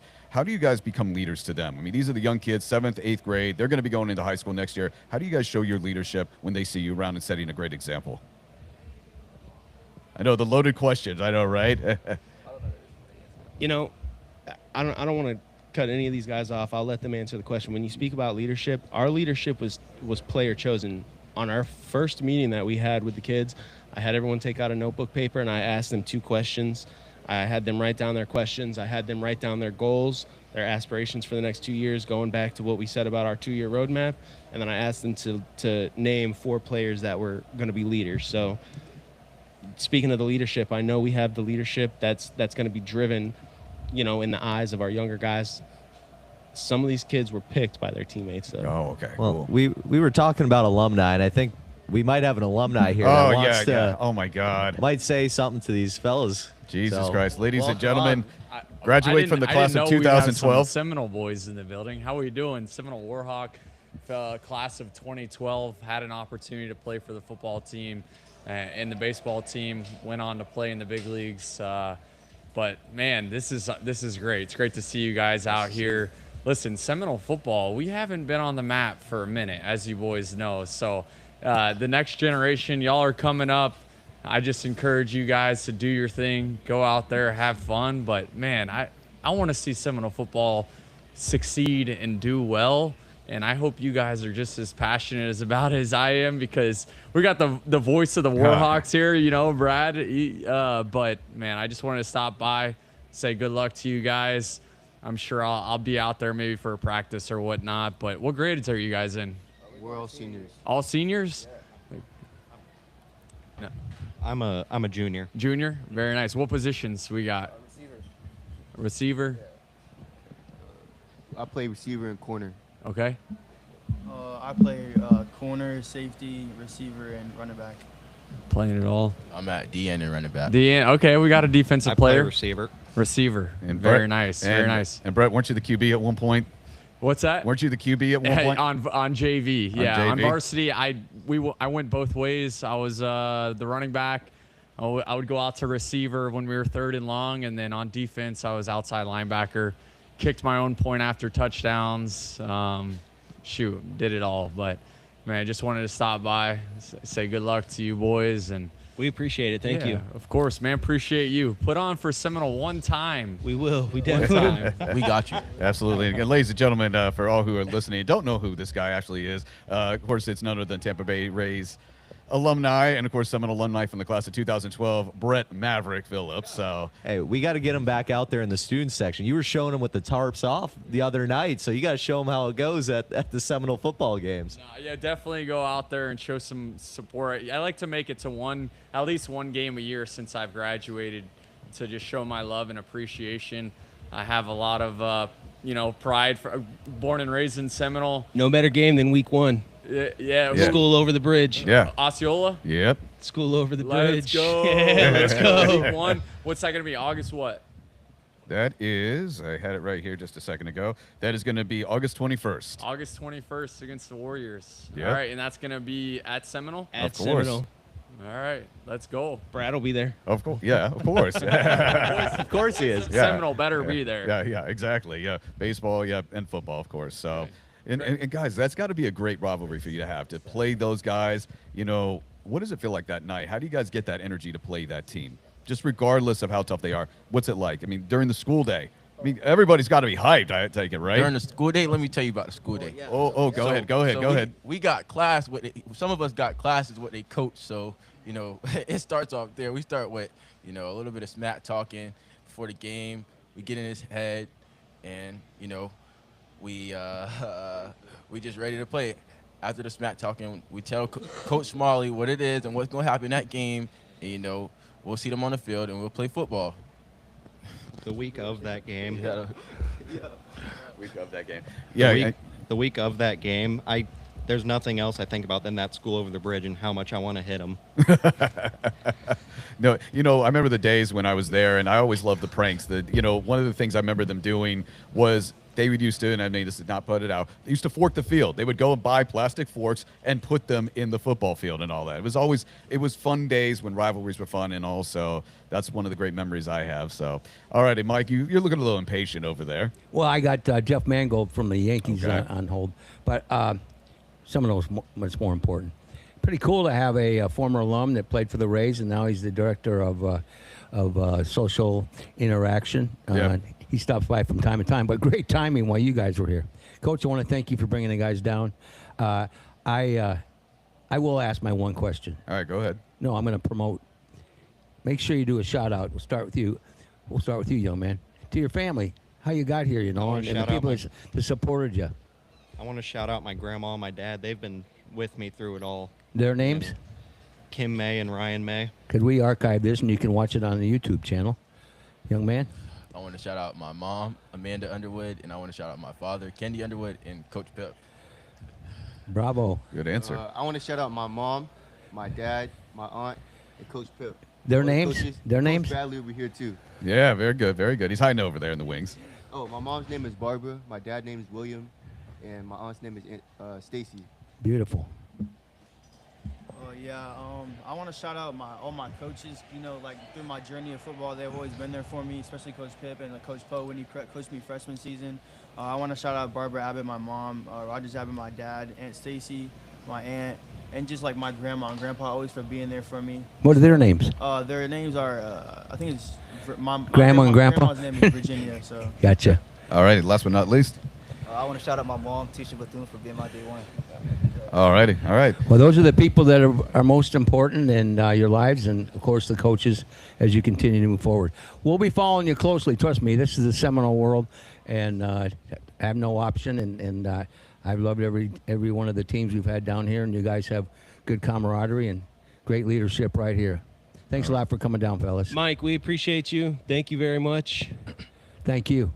All right. Thank you as well. As always, and guys, I'll go ahead and make it official right here. So this year is going to be my 20th high school reunion, but I will return for the 2026-27 year for Seminole Warhawks football. So you'll get a chance to hear me. It would not be Seminole Sports if it wasn't for Brad on the call. Mike, it's all about my voice, right? That's right, baby. After the play. After the play, of course. Exactly. All right, my man. Well, great timing to have Brett Phillips just stick his head in before the 4:10 first pitch across the street at Tropicana Field, and of course they're taking on the California Angels. But now we switch gears to a good friend of mine, and that's Jeff Mangold. Jeff, former strength and conditioning coach with the New York Yankees. He's an author.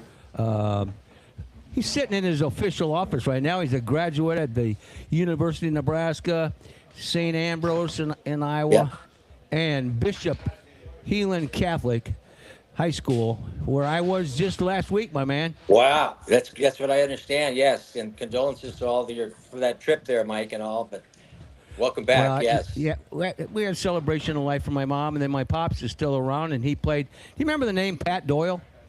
Yeah, that was quite a family. Yes. Yeah, Pat Doyle played at Notre Dame and was a tremendous athlete. Dad was his teammate, and he's going to go into their Hall of Pride, and they wanted to collect it. But was there a Denny Doyle?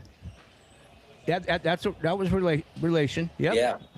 Well, Yeah. enough of our Sioux City talk. We could talk for an hour. We got the boys back in here. Right now down here, it's soccer crazy. The Champions League championship games playing. Did you ever, your entire career was in the world of baseball. Did you ever embrace soccer? Yeah, I did when our kids played. That when they were between the ages of about 7 and 12, a lot of weekends or a lot of practices and a lot of games. But as far as working with any of the soccer players, not necessarily. But yeah, I know the game. So I'm sure a lot of hotels are filled. You got a lot of listeners down there. Oh my gosh, yes we do. It's crazy out in the bar right now. I mean, the Limey scored the first goal, so you got a shot. So maybe the French don't win this thing, but Arsenal scored that first goal. You don't realize how international St. Pete is until you have something like this. Yeah. You see the guys. I went to the restroom, and you got guys wearing, France. We got an airport. They could fly in anytime they want. You know how bad it is? I was in the bathroom, never saw the guy's face. We had a full-out conversation about why the stadium should be in St. Pete, not Tampa, but we'll go there another time. But I have a question. Not you, Ray. What the hell? Not me. I have a question for Jeff. Jeff, June 1st is what? Around the corner, 2 days. What kind of adjustments, because we talk about baseball season being a marathon, not a sprint. We know that the boys of summer, and it's getting hotter, and the hydration. What kind of changes did you make with the Yankees and those great teams over the years? As you get into summer, did you hydrate more? Did you work less? Or what kind of changes did you make to make sure you kept healthy throughout the entire season? Yeah, it's a good question, but I think the players really like it because now there's not a lot of rainouts. Early in the year, there's a lot of days off, and it's tough to get momentum, to get some rhythm, and to get going. But they like the warm weather. They like consistency. A couple days off can screw them up. All-Star break comes, and it's even though it's maybe the max of 3 days for some guys, but it can really mess them up. But training-wise, it's it's not all that intense anyway, to a point of fatigue and failure, muscle failure. But hydration, yeah, definitely some common sense things that you think that it's common sense, but that's where you really need to go ahead and push it a little bit to let them make sure that they understand that sometimes the common sense is not there. But well, that's why it's so great being in the Old Gray Lady. It's 72 and sunny year round, baby. You don't have to worry about that heat. Yeah, and a beautiful country clubhouse too. They had some of the best food around in the Trop. Oh. What was your favorite meal at the Trop? I got to know what the Old Gray Lady has. Yeah, it was the the Cuban sandwiches. There we go. Yeah. Yes. Oh, the guys would sprint off the field as soon as they got to. Let's say the batting practice got done at 6:10. Everybody hightailed it into the clubhouse to get in line for their sandwiches. You need to say that at the next county commissioners meeting for keeping it here in St. Pete. And I love the fact that Nick Martinez, the success he's had as a pitcher coming back now with the Rays in 2026, he's definitely attributed directly to the fact that the humidity control. He loves the fact that he knows that when they're home and Tropicana Field has always been known to be a pitcher's friendly park, especially with the confines, the way the lines are laid out in the field. But when you had pitchers come to the Yankees, did the brass come down to you or Jeff, or did you just all go out and do the research yourself to see what kind of work this pitcher would have to do? We talked about a Mariano Rivera or something like that. The difference is that pitchers David Wells, a lot of work. Yeah. A lot. Well, go ahead. Yeah, that's a real good point, because you realize that, hey, they're not going to be able to hide from me, the press, the other players, and I wouldn't press it. I wouldn't push it real hard, because in due time, we're going to talk. We're going to talk about your program, and I would approach them and say, "Listen, you're a big boy. You're a solid major leaguer. You know what needs to be done. But I'm here to help you any way I can, and I want to make sure things are safe. You go about your business. But if I see something a little bit out of line, or if I might be able to do a little, add a little something to your routine, then I'm going to integrate myself. But let's go ahead and get started, and I'm not going to be looking over your shoulder." And so I'd give them that leeway. Treat them like adults. But as soon as you give them the opportunity, but as soon as they fall off the wagon a little bit, then you kind of take it to the next level a little bit. But that's You know what? everybody's an individual. That's it's tough to not have a splash generic program for these guys, for the players. You know, you're an ideal strength and conditioning coach for a skipper like Joe Torre, because that was kind of like his attitude towards his players as well, from a coaching perspective, wasn't it? It was. He would very seldom did he raise his voice, and I'm pretty much the same way. I've always been that way, but that don't cry wolf, but when you speak or when you talk, you better mean it or be able to back it up. But that's one thing about Joe Torre. There were days where we would maybe lose 3 or 4 in a row and not playing well and making errors or so, and everybody going, oh, man, I think we're going to have a meeting tonight after the game. But no, Joe knew, he was a tremendous player, that it's a long year, like you said, and let things play out. But after a while, if things don't play out, then you got to, rein them in a little bit. Jeff, let me ask you something. We saw the pitcher Uribe got suspended for 1 game, and he's been fined an undisclosed amount by Major League Baseball for that triple crotch chop. And he does right at the Cardinals dugout. We already know how Ben feels about it.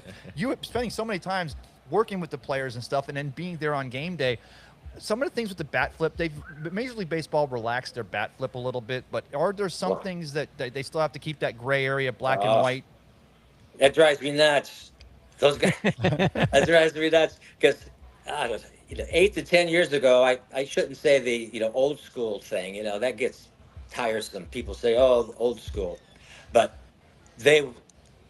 years ago, just a couple years ago, people would not get away from that. Get away with that. They're going to be taking one up under the chin. They're going to buzz the tower a little bit. There you go. And They should. What'd you say, Ben? As they should. Yeah. Baseball is a little more exciting. I don't know. I liked a little bit of punishment for acting like a fool out there. Yeah, that's things get carried away. All these hats sideways and all these gold chains.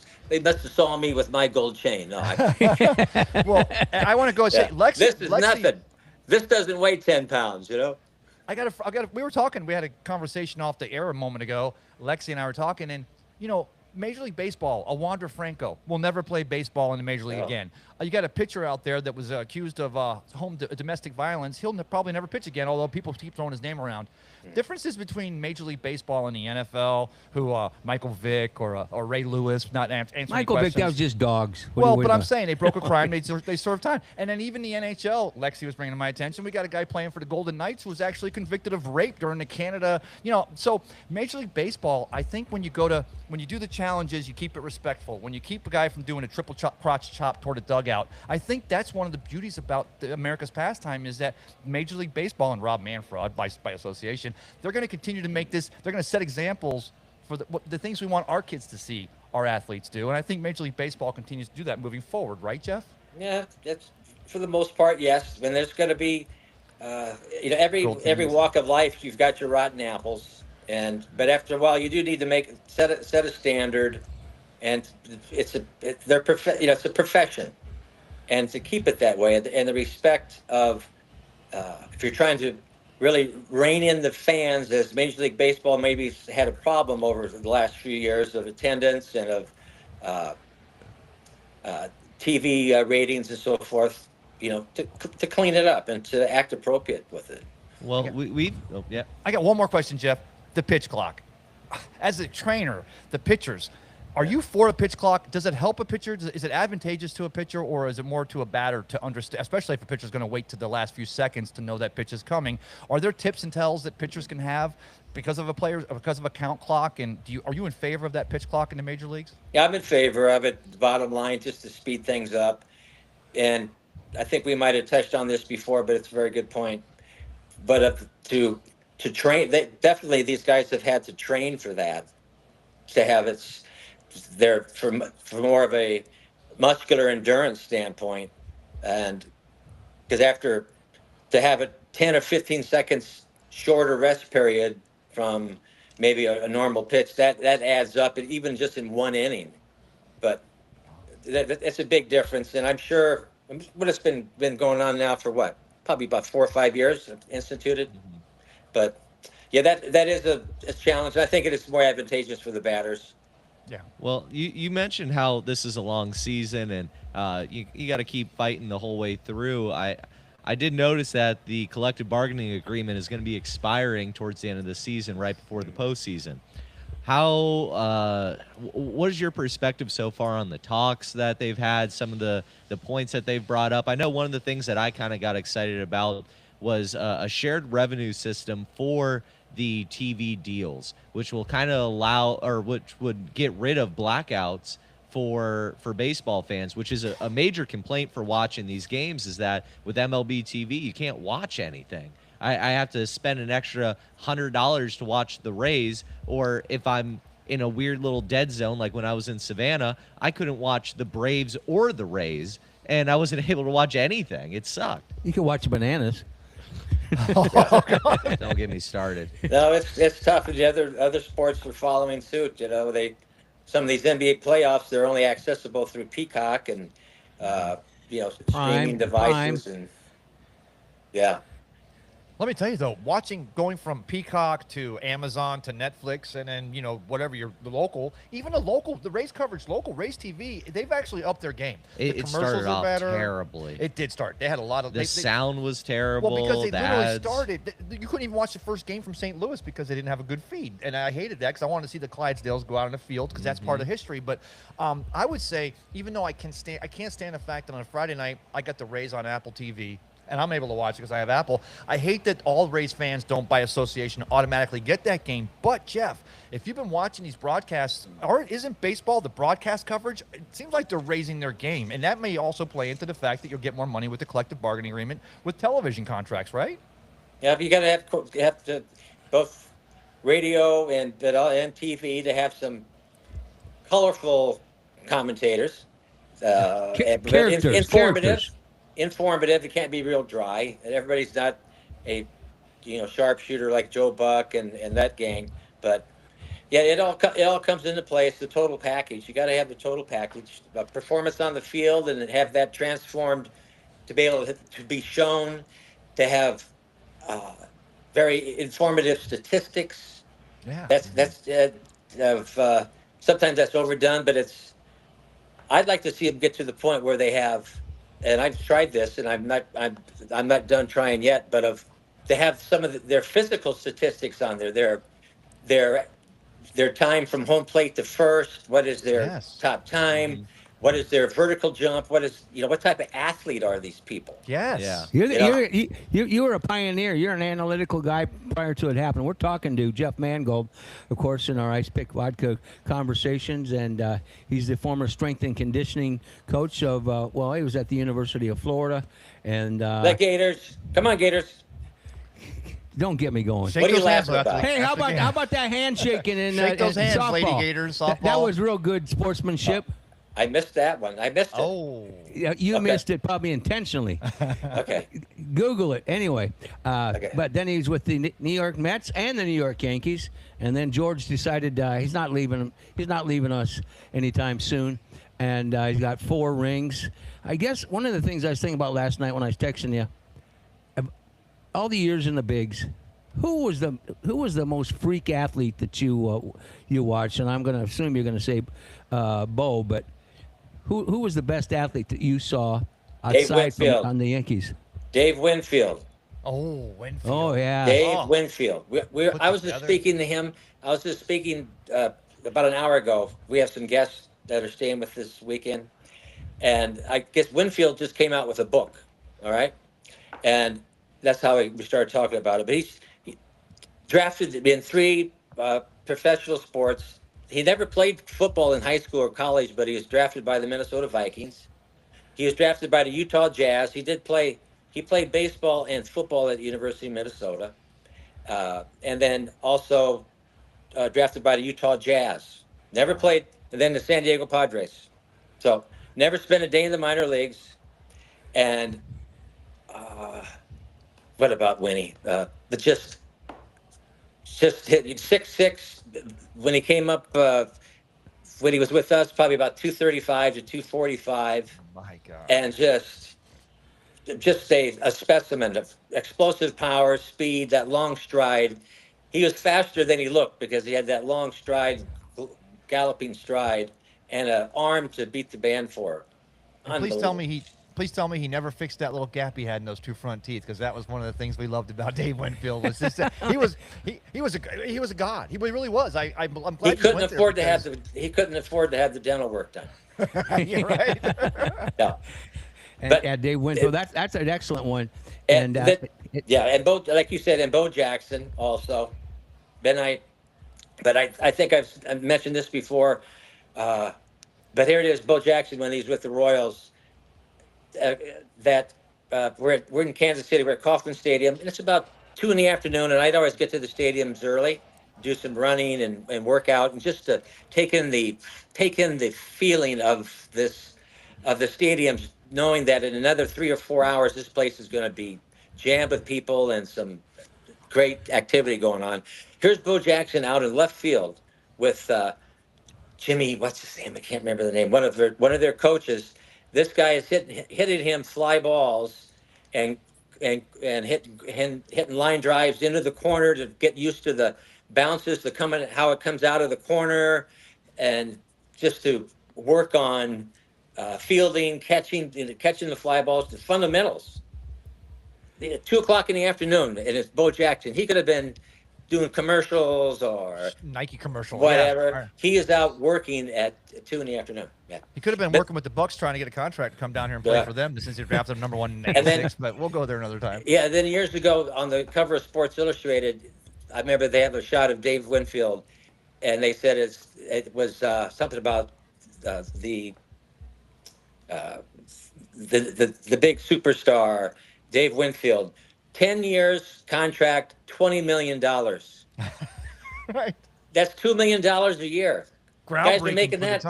Guys are making that in 3 weeks now. Yeah.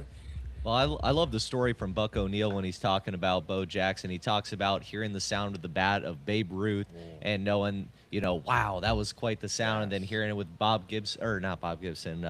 I forgot who the other guy was, but he leads into saying then he heard it again with Bo Jackson, and he was longing to hear that noise again, and saying that there was nobody like him when he would make contact with the bat.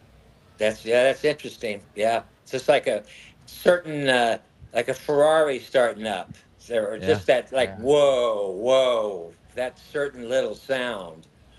Yeah. Well, I always appreciate you responding in a timely manner when I send you a text on Fridays and ask you to come on Saturday. Let's promote the book. Let's promote the book. Great read, Power and Pinstripes.